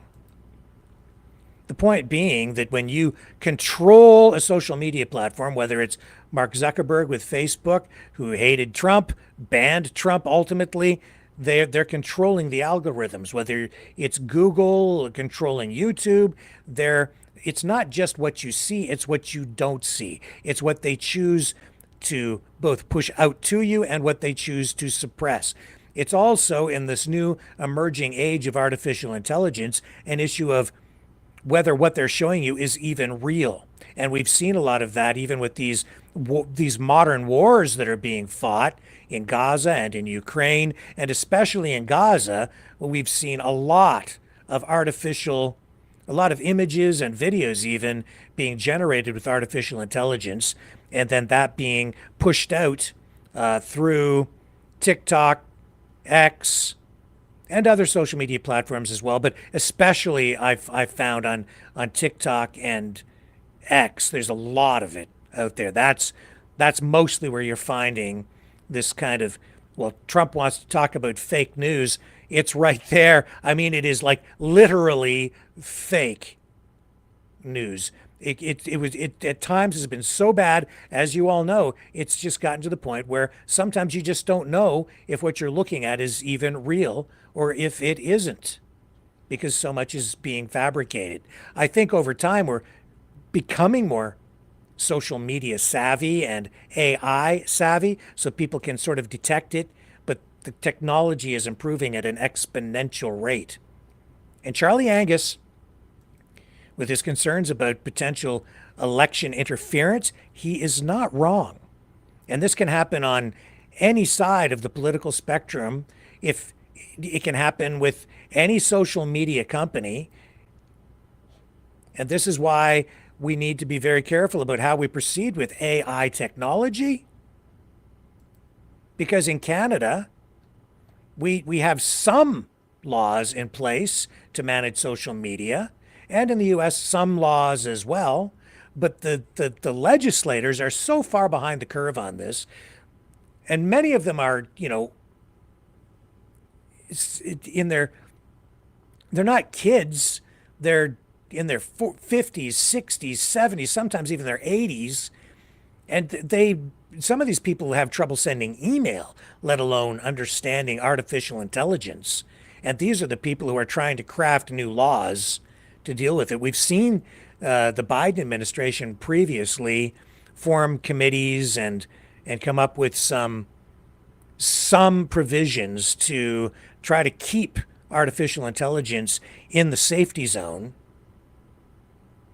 But even just in terms of social media itself, our governments are having trouble just grappling with the ethics and the mechanics of how all of it works. The Canada Elections Act, for instance, has been amended to include provisions that require online platforms to maintain a registry of political advertisements if they meet certain user thresholds. So that means, and I'm familiar with this, that political parties have to register with the social media platform. There has to be reporting to the government, but that's for like paid ads. And these provisions aim to increase transparency in political advertising on social media. But these platforms must, even though they have to report the details, such as who paid for the ad and how much was spent and whom it was targeted at, they're really not sufficient, because that really is just the upfront top layer of the social media campaign that is waged by, say, a political party. It's all the other stuff out there that is going on involving party members, live streamers who are really working for parties or politicians, but don't actually declare their affiliation and cloak that in many ways so that it's not really readily apparent. And then these kinds of content creators are out there pushing out information in partisan ways and political ways without really disclosing that or being transparent about it, and people are consuming that kind of information, and the social media platforms are using their algorithms or allowing their algorithms to amplify those voices in some cases, or in other cases even suppress stuff. But there's a specific rule for the transmission of election advertising on polling day in Canada, and no new election advertising can be transmitted on social media or any platform on election day before the close of all polling stations in an electoral district. But that's just for the ads. That doesn't even stop on election day, where people are actually out there casting their ballots in Canada. It doesn't prevent others from posting material online, even, and they may be party operatives, but if they're not declarative and transparent about their motives and what they're doing, it just is passed over as being someone exercising their right to free speech at that point, when in fact it's not really just free speech, it is actual promotion. But what is free speech, and and what crosses the line into political promotion? And then of course we've seen the federal government in Canada pass or propose legislation like Bill C-63 in Canada, which is the Online Harms Act, and There's been pushback on that stuff because people are concerned about censorship, the use of that kind of legislation to censor people. In Elections Canada, they've got this ongoing discussion and recommendation by the Chief Electoral Officer to make it illegal to knowingly spread misinformation about the electoral process, emphasizing the need for a line drawn against such activities to protect the integrity of elections. And this is part of a broader effort to mitigate the impact of digital interference in elections. But again, it's woefully inadequate, and I think sometimes it's missing the mark, and it's just also elevating worries about the deep state or the government engaging in, overreach and censorship. And this is happening on social media, so it's very little of this is actually being truly effective in creating an environment of fairness and really doing anything terribly effective to preserve the integrity of democracy. We've, I think, been witnessing the manipulation of the public in a wide range of ways. As an example, again, it's not what you're seeing, but what you're not seeing. It's also becoming apparent to me that a lot of the craziness that we're seeing online comes in waves. For instance, have you not noticed, maybe you have, maybe you haven't, that a lot of the zany, crazy stuff about the talk about potential terrorist attacks, the talk about the drones, all of that has faded away over the past couple of weeks since the election?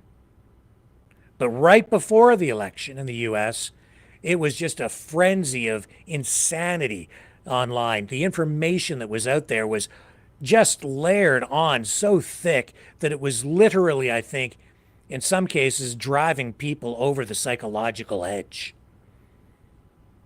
It not lost on me. Every time we get up close to an election, you get these waves of crazy conspiracy things and aliens and UFOs and all kinds of crazy talk, and even political posts that are clearly designed to just generate mistrust in government of the day, and that is all designed to, in my view, undermine confidence in the sitting government of the time and throw the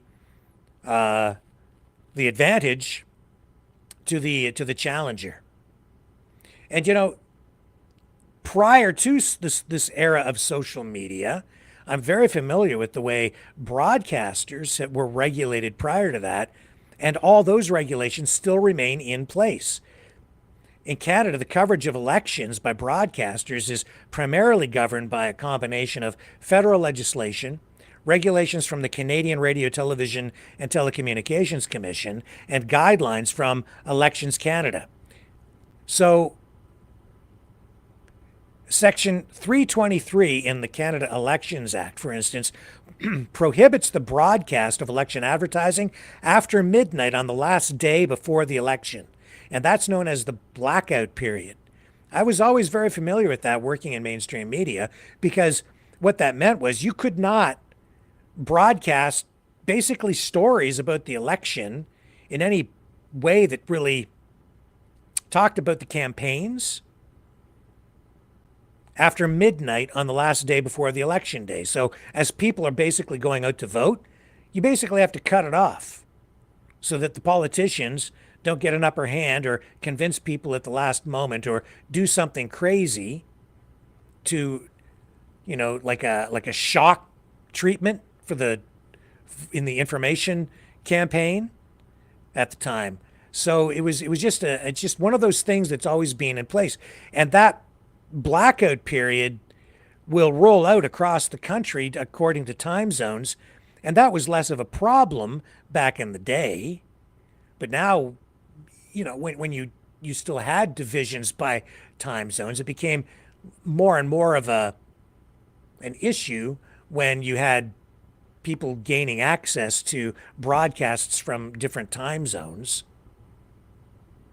Section 344 in the Canada Elections Act defines the distinction between commercial time and program time, for instance, for political broadcasts, which has historically been relevant, but less so post-2009 when the CRTC removed time limits on advertising. But then you've got sections 335, 339, 343, mandates that broadcasters make available 414 minutes of prime time for purchase by registered political parties from the issuance of election writs until midnight the day before Election Day. And then you've got the Broadcasting Act. And that includes ensuring that Canadian content, including during election periods, reflects Canadian values and diversity. But there are also provisions in there, and I can go on and on about these different regulations. These are all for TV and radio stations, which are licensed. And if you have to give time to all of the candidates, all of the parties. You have to give them at least some time. And the rule was that in a riding, if you're doing a story for a broadcast on television or on radio, if you're doing a story, you have to at least mention the other candidates. But we don't have those kinds of rules for social media. It's been pretty much like the Wild West. And if you then have big tech oligarchs controlling massive amounts, or they have all the power, they can control elections. They can, as you saw with Elon Musk, he spent $270+ million. And he controls X. So if you control the platform, you can, behind the scenes in ways that nobody else is even aware of, control the algorithm to boost the content that favors a candidate that you like and suppress content for candidates you do not like. You can win the election. You may recall that the first time Trump was elected to office, he was using data from, I think it was a company called Cambridge Analytics, and he was roundly criticized for it, even though the Democrats had been doing very much the same thing. But it was the use of that data applied to Facebook content at the time that the Trump campaign was using that propelled Donald Trump to the presidency. He won that election using Facebook and Twitter the first time around. That's what made the difference. He was using social media much more effectively than the Hillary campaign. That was one of the major factors. But since then, they suppressed him after that on Facebook. They said, you're not doing that again. And then the next time around, they were manipulating things, no question about it, to push his messaging down and not give him as much favor in the algorithms. But then this past election, what happened? There were alternative social media platforms established, and Elon Musk comes along and actually buys Twitter, turns it around. A platform that had previously banned Donald Trump then turned into a major platform to promote Donald Trump. And is that fair either way? These are things we really need to keep in mind as we move forward, especially with the advancements in artificial intelligence, because that's going to apply directly to social media and the ongoing information war. And then look at the impact it's had even tonight. What was it, $600 billion that NVIDIA has lost today? $600 billion, one company? That's over $500 billion. And that's the leading chip manufacturer for AI, right? And technology for AI. American. That's a massive hit in wealth. Very volatile. So hold on to your undergotchis, because we got one heck of a ride in the months and years ahead. And I wouldn't even say years. With the advancements being made in AI, it's coming fast and hard, man. It's going to affect your job, your life, everything that you do. We just saw Sam Altman from OpenAI, saw him this week, saying that he thinks that there will need to be the social contract between citizens and government will need to actually be rewritten because of the disruptions that this is going to cause in the workplace.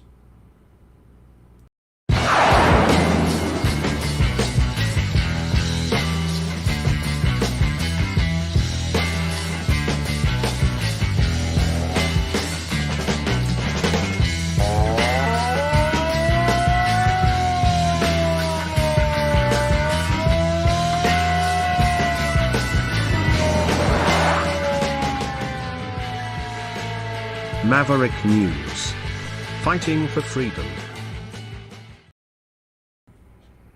Okay, also on the war front, serious business in the Baltics. I, a week ago, was sharing information with you about NATO ramping up monitoring and of Russia's shadow fleet, and steps being taken by NATO countries, especially in the Baltic area, to prevent more communications cables from being cut, underseas communications cables.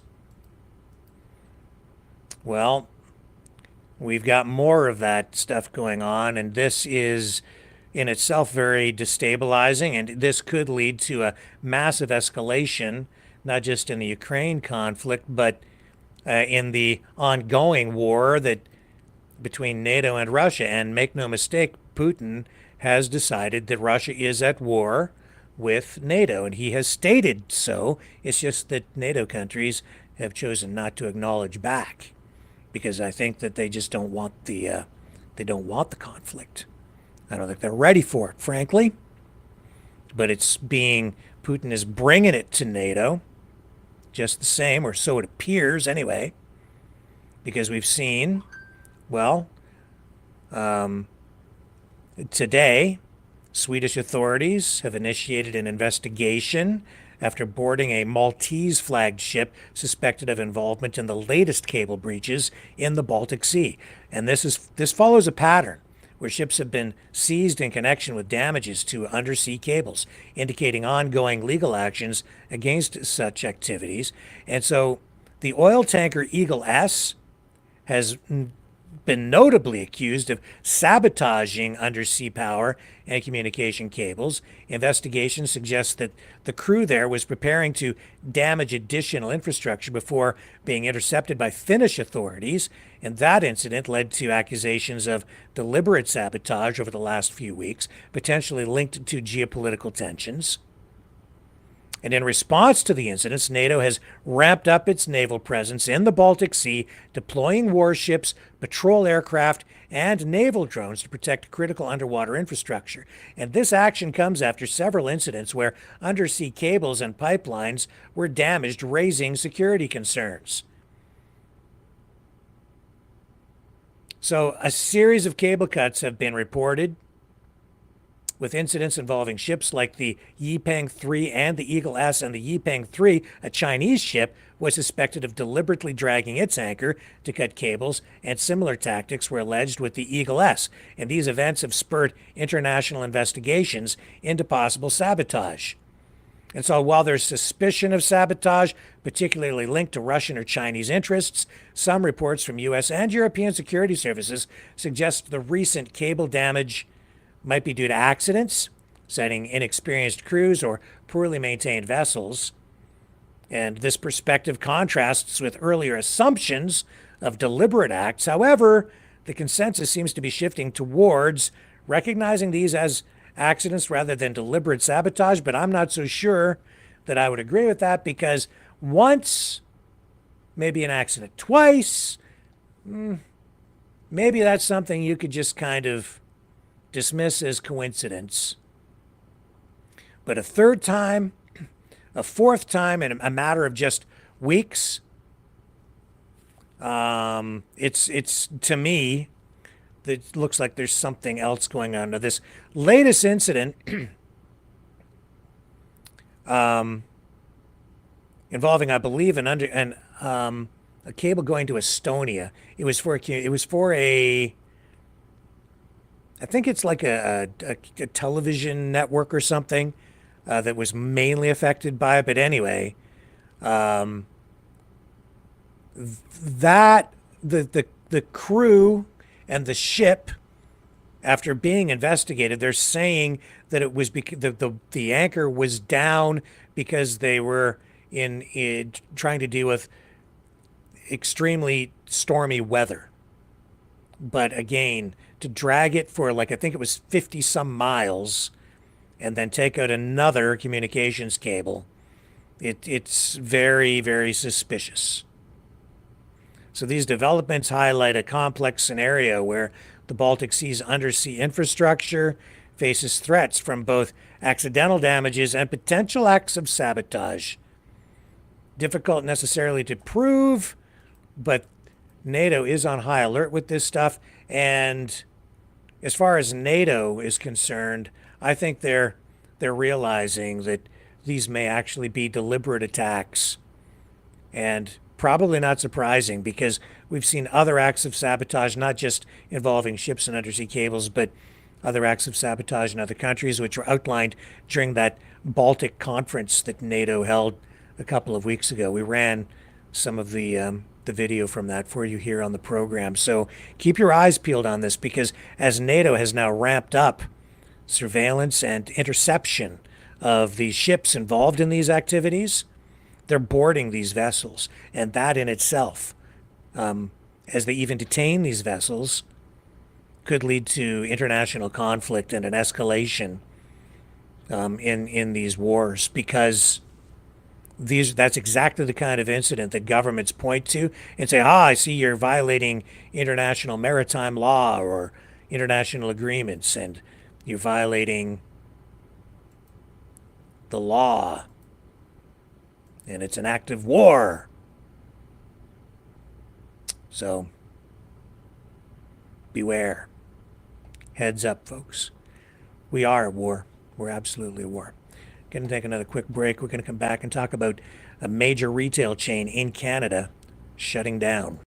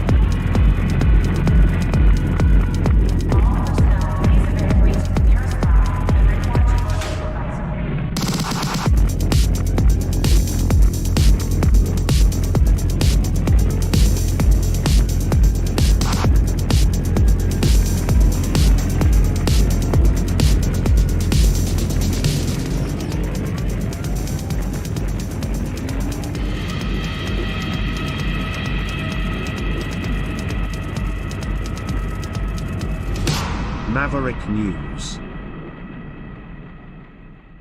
The world is watching.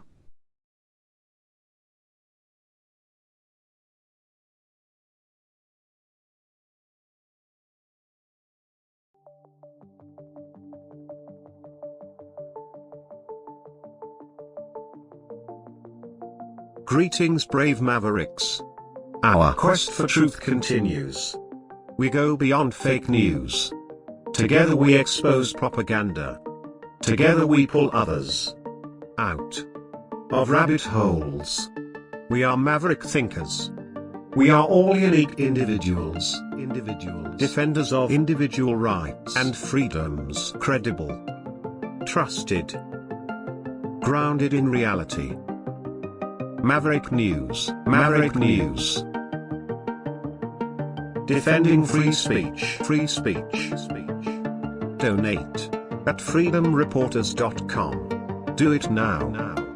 Tomorrow may be too late. Maverick News. The world is watching.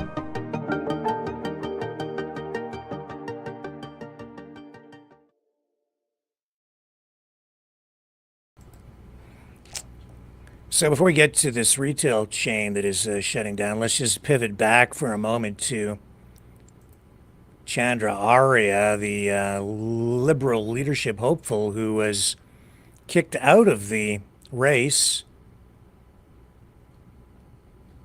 Why, it is still not entirely clear.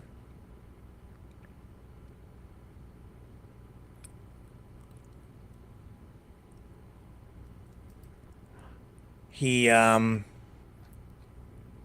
people are saying that he was disqualified. Just not. A lot of people giving different reasons why. I'll just bring up this Twitter scroll and show you what people are saying about this tonight, and then I'm going to show you another sort of alternative candidate that is out there that is, I think, raising some eyebrows on the liberal front. And maybe even Donald Trump is taking note of this stuff. So Chandra Arya from India,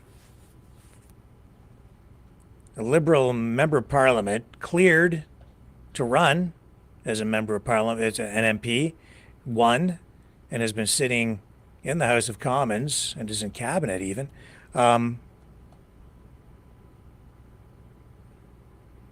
And they're saying now that it's because he can't speak French, but it seems like maybe there's something else going on.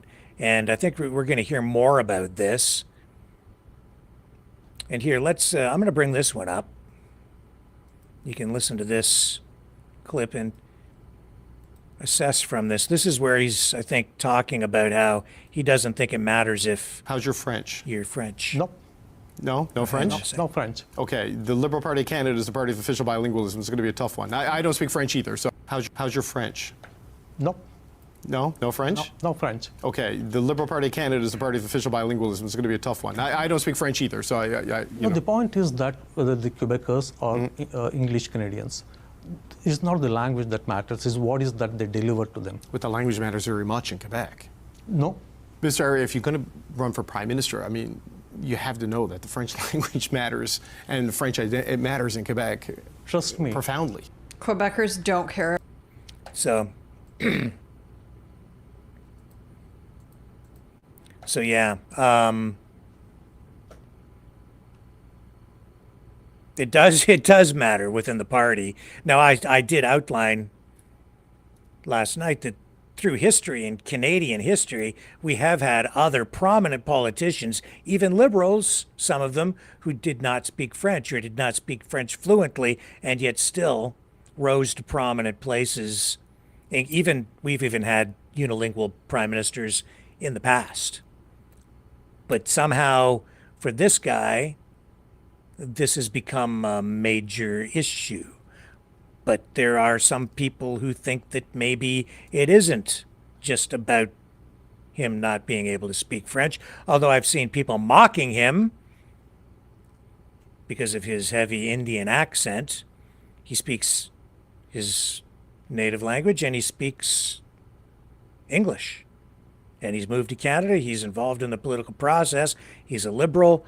I don't really align with his policies or his views. I don't agree with him, but I think maybe what they've done here to this guy indicates that they've got some more serious problems within the Liberal Party itself, which may emerge. Even tomorrow, I understand, there's a report that's supposed to come out regarding the concerns and the investigations into foreign interference into the Canadian government. And it's my understanding that the report itself is supposed to be fairly comprehensive, but of course, that's just what we're hearing. We'll have to assess tomorrow to see how helpful that information will actually be and how much additional information we really get out of it. But the Liberal leadership race itself has been the most unusual so far that I have ever seen in my life. And there's another alternative candidate out there, Ruby Dahlia. I've taken note of her in the last couple of days. She's a very unusual candidate. She's like she's like MAGA liberal.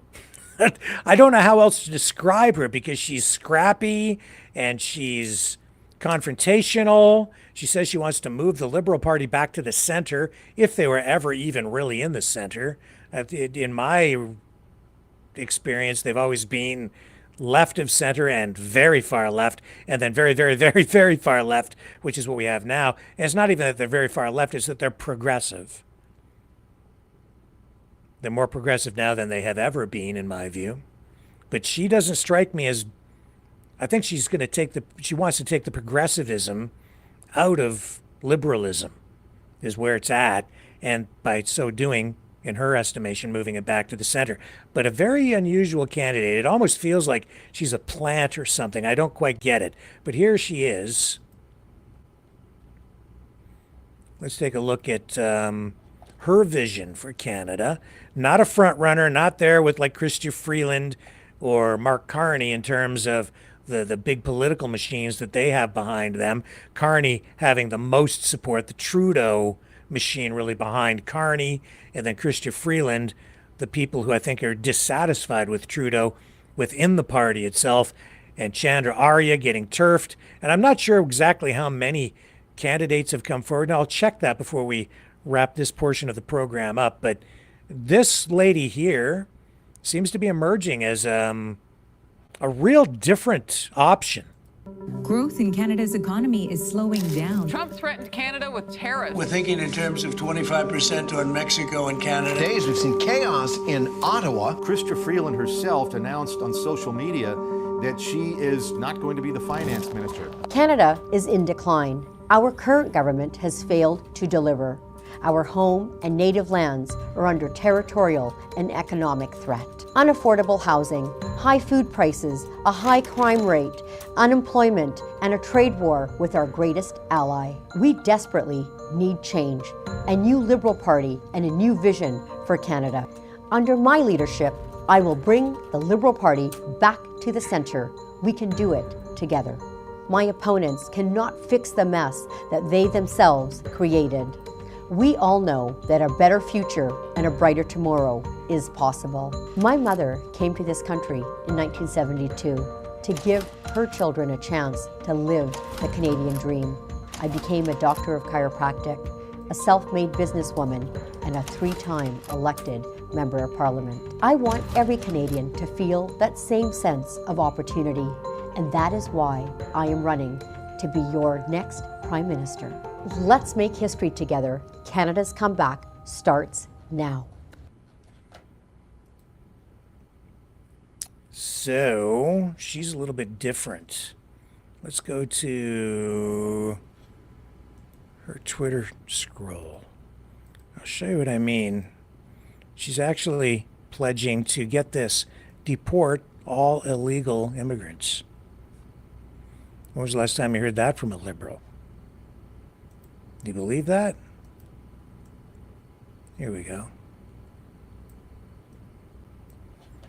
She's going to deport all illegal immigrants, and in the aftermath of Chandra Arya being disqualified, she's asking his followers to support her. Namaste and Sasrikal, bonjour. This is Ruby Dalla. As you know, I am running for the leadership for the Liberal Party and the next Prime Minister of Canada. This message is for all of the supporters of Mr. Arya. He was running as well as a fellow candidate, and we just heard very shortly before that he will not be running as he has not been approved by the Liberal Party. I am sure that many of his supporters across the country are very disappointed. I know that they have been working very hard, signing up members all across our great country. And to all of the supporters, I say to you that in me, you have a very strong voice, a voice that is ready to fight for you, that is ready to stand up for you, and a voice that is going to ensure that your issues are brought to the forefront. The time is very short. If you have not signed up, we have until tomorrow, January the 27th. And if you have signed up, please connect with us because we need your vote and your support to elect and to make history for the very first time and have the first Canadian Prime Minister from the South Asian and Indo-Canadian community. Let's work together to make history and to make this happen. Interesting. Big shift. Here, take a look at this. Just go down her Twitter page. Canada's comeback starts now. Join Team Ruby. A political free spirit. Our first Sikh Canadian Prime Minister.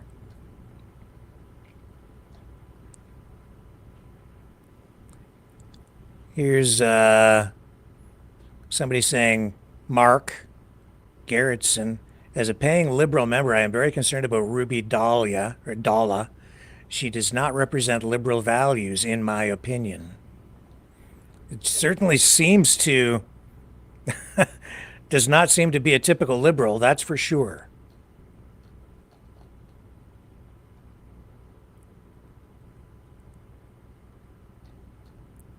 Yeah.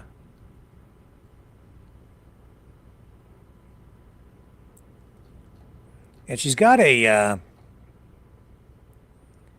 interesting past. New Liberal PM candidate, Racy Ruby Dalla. She's an actress.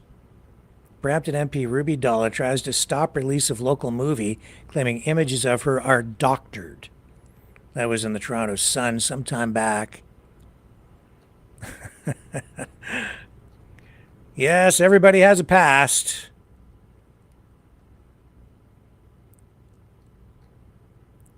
And this is from Lily, I don't know, this is some strange social media platform account. Wow, my head is spinning. That was fast. Chanda Arya is out and suddenly Ruby is in. People are jumping on her train. Sorry, quickly. Sympathetic, pretty Ruby, bless everyone's hearts. I say this with respect, but it seems people are so quick to blindly believe anyone.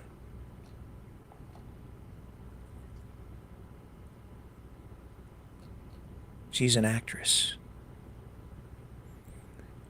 Ruby Dalla of the 2009 nanny scandal. She's trash, it says here, and also a Trumper, and should be nowhere near the Liberal leadership race. In India, Liberal MP Ruby Dalla has been compared to U.S. Republican vice presidential candidate Sarah Palin. What is going on with this? What the heck is going on? As it's my understanding that she has been approved to run. So she's in the race. Unlike Mr. Arya, who has been turfed. I'd like to know why, what the real reason is. Unbelievable. Yeah, she's going to, here it is. Ruby Dalla will deport every illegal immigrant living in Canada as Prime Minister. This is what real change looks like. Jeez. Liberal MAGA. Well, that's different. Let's take a look at her Wikipedia page. See what we can skim from that. I've not paid attention to her before. She's been around a little while, though.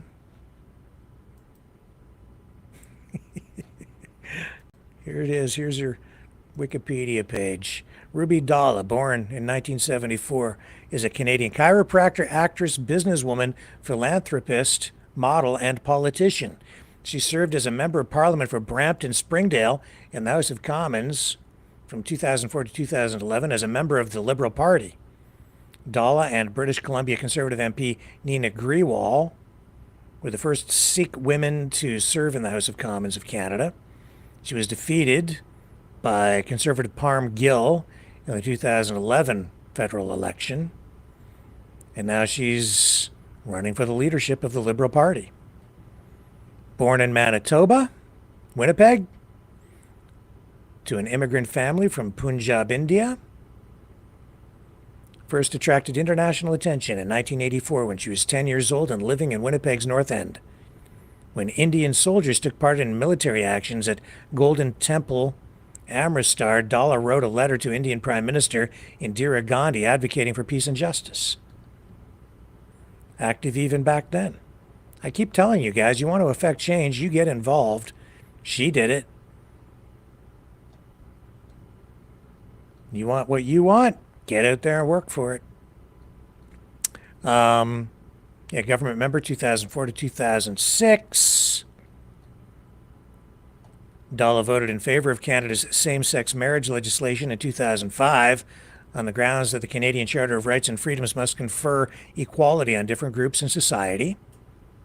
And then in late 2005, the Liberal government was defeated by a motion of no confidence, and a new election was called in early 2006. She officially launched her re-election campaign with Bollywood actor Arjun Rampal as a star attendee. Conservative candidate Sam Hundal attempted to use same-sex marriage as a wedge issue among recent immigrant voters, but was unsuccessful. And she was easily re-elected with, well, the Conservatives won a minority government at the national level. She's been around. I just never really paid much attention to her.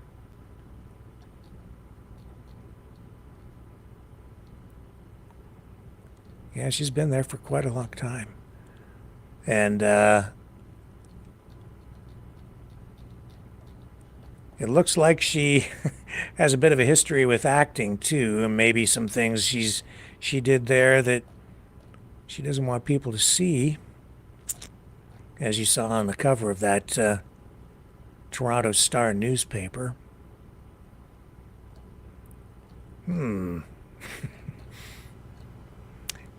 I would say there's going to be some mudslinging in the days ahead, so get ready for that. And I'm really looking forward tomorrow to finding out what's in that report on foreign interference and possibly corruption. And the candidates running right now, confirmed as I understand it, for the Liberal leadership are Mark Carney, former Bank of Canada and Bank of England governor; Chrystia Freeland, of course, you all know her, the former Deputy Prime Minister, Finance Minister under Justin Trudeau; Karina Gould, Jamie Battiste, Frank Baylis, and Ruby Dalla. So you've got 6 in total.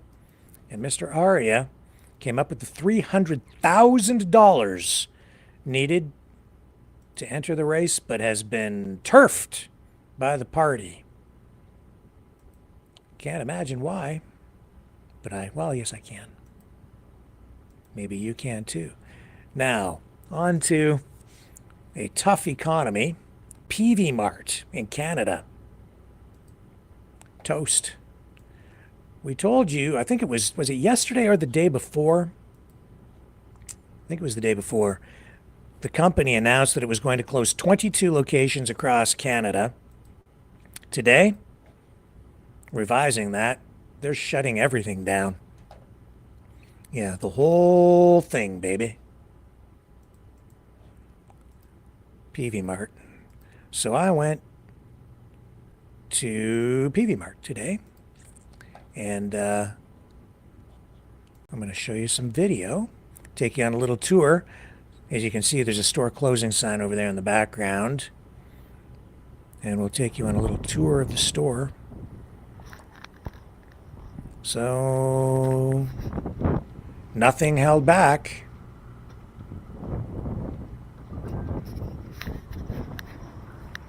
They're closing every location across Canada. And they put stuff on sale starting today at all the locations, as you can see there. But as I went in, it's not just the tough economy that has resulted in this. As I'm going through the store, I can see that there's real stress here, and this store, and I think the chain, has just not been competitive. Because here we are, 10% off, like brooms, okay. Here, plumbing supplies, water management, they're calling it, 30% off.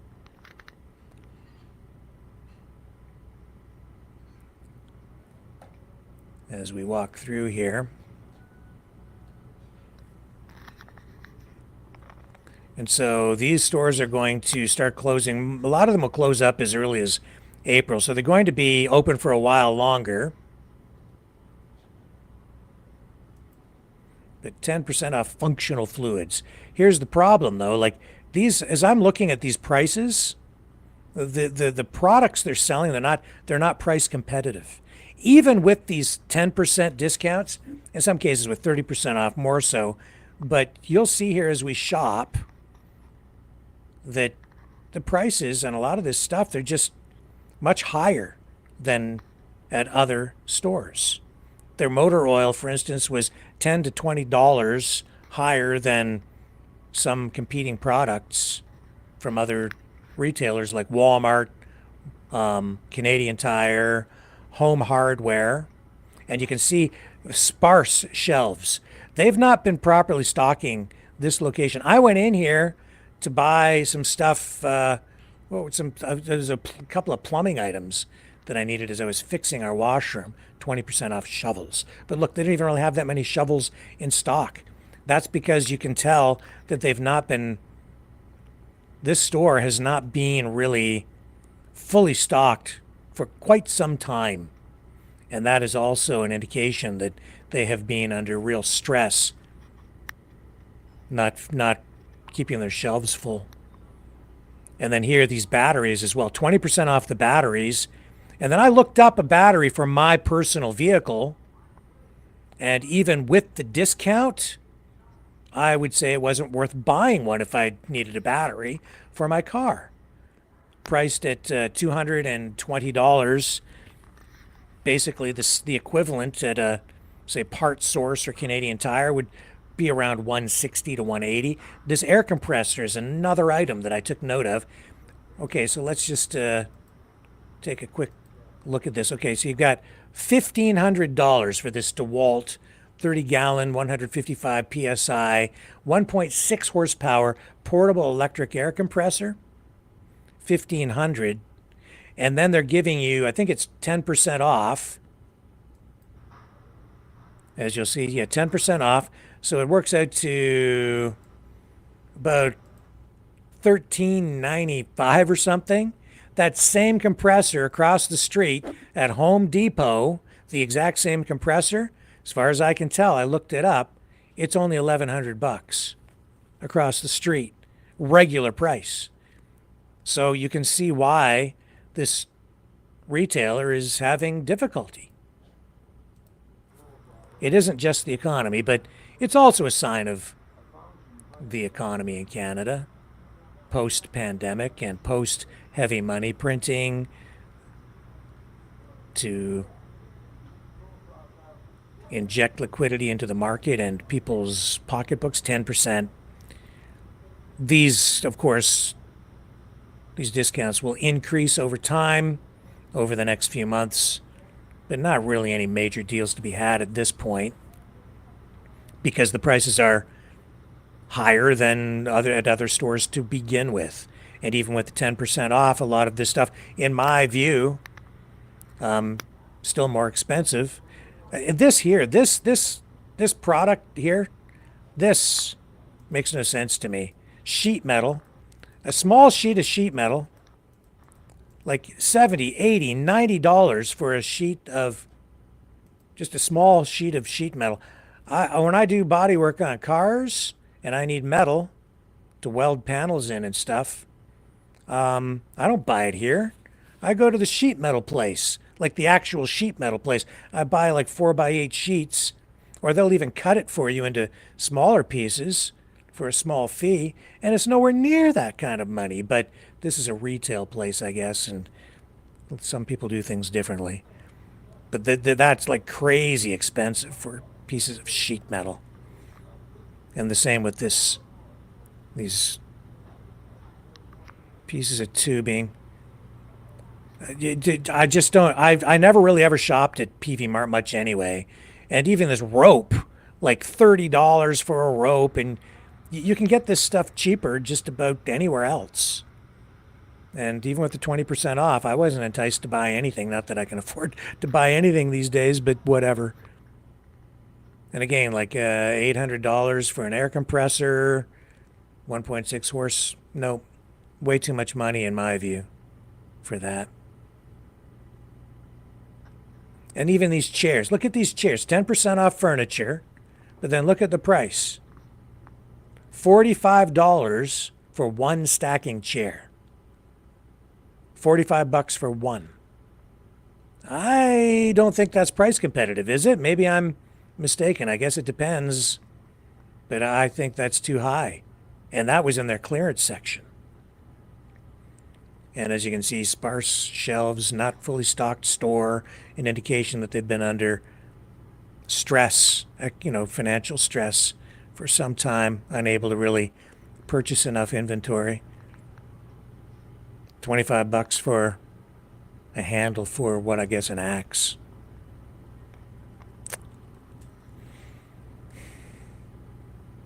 Not much on the shelves, and this is just as they're beginning their sale. 20% off snow shovels. So keep your eyes open at the PV Marts in your town if you're in Canada, because there will be deals, just not quite yet.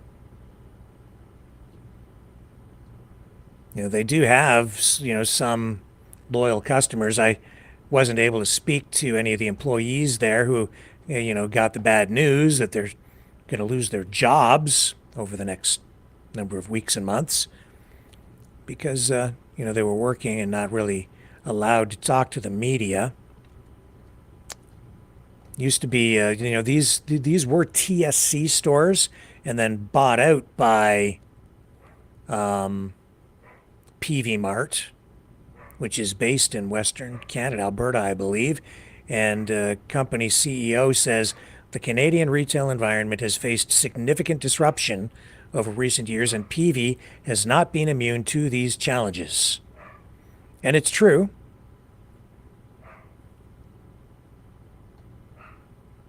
And in this story that I'm reading here, there's a retail analyst. His name is Bruce Winder. And he says that bigger box stores, which also sell farm and rural products, have been a threat and a problem for PV Mart. And he says that farmers who are, make up, I think the base of the customers for PV Mart, they have been driving a little bit further, or in some cases just across the street, to buy the same products that PV Mart has been offering for less money. So they just got to a point where they just were not able to compete for who knows what reasons, but that does happen if you're not able to purchase in enough quantities, and you have just a lot of different stresses. And the efforts to restructure the company have just not been successful. So PV Mart, all the locations across Canada, shutting down. And they'll all be gone, I would say. I think we're looking at sometime by spring. They'll close over a staggered period, some before others, and so on. So, adios, PV Mart. That'll bring a tear to some eyes. I know it's a lot of people like that store. And with that, it's about time to wrap up tonight's broadcast. And because we've been looking at the retail environment, I think what we'll do is we'll leave you with Midnight Grocery Run, our song for tonight, to close off tonight's broadcast. Love you guys. Thank you, everybody, for spending your time here with me. A privilege, as always. Truly appreciate your time. Stay safe out there. Stay focused. Keep fighting for freedom. And I will see you tomorrow night, 7 p.m. on the flip side. Under neon lights after 24/7. Cereal boxes stacked like they're from heaven. Cartwheels squeak while hearts untucked. Past the pickles and we're straight up struck. Midnight grocery run, feeling so divine. Bananas in the basket and we're losing track of time. Laughing through the aisles with you right by my side. midnight grocery runs a wild ride. Frozen pizzas and a chocolate pie. Scanning items neath the starry sky. Fluorescent glow makes everything so real. In this wonderland we break the seal. Midnight grocery run, feeling so divine. Bananas in the basket and we're losing track of time. Laughing through the aisles with you right by my side. This midnight grocery run's a wild ride. Here's certain they know the drill. Roulette moments give a midnight thrill. We dance down aisle 4 like no one sees. Just some dreamers lost in fantasies. Midnight grocery run, feeling so divine. Bananas in the basket and we're losing track of time. Laughing through the aisles with you right by my side. This midnight grocery run's a wild ride.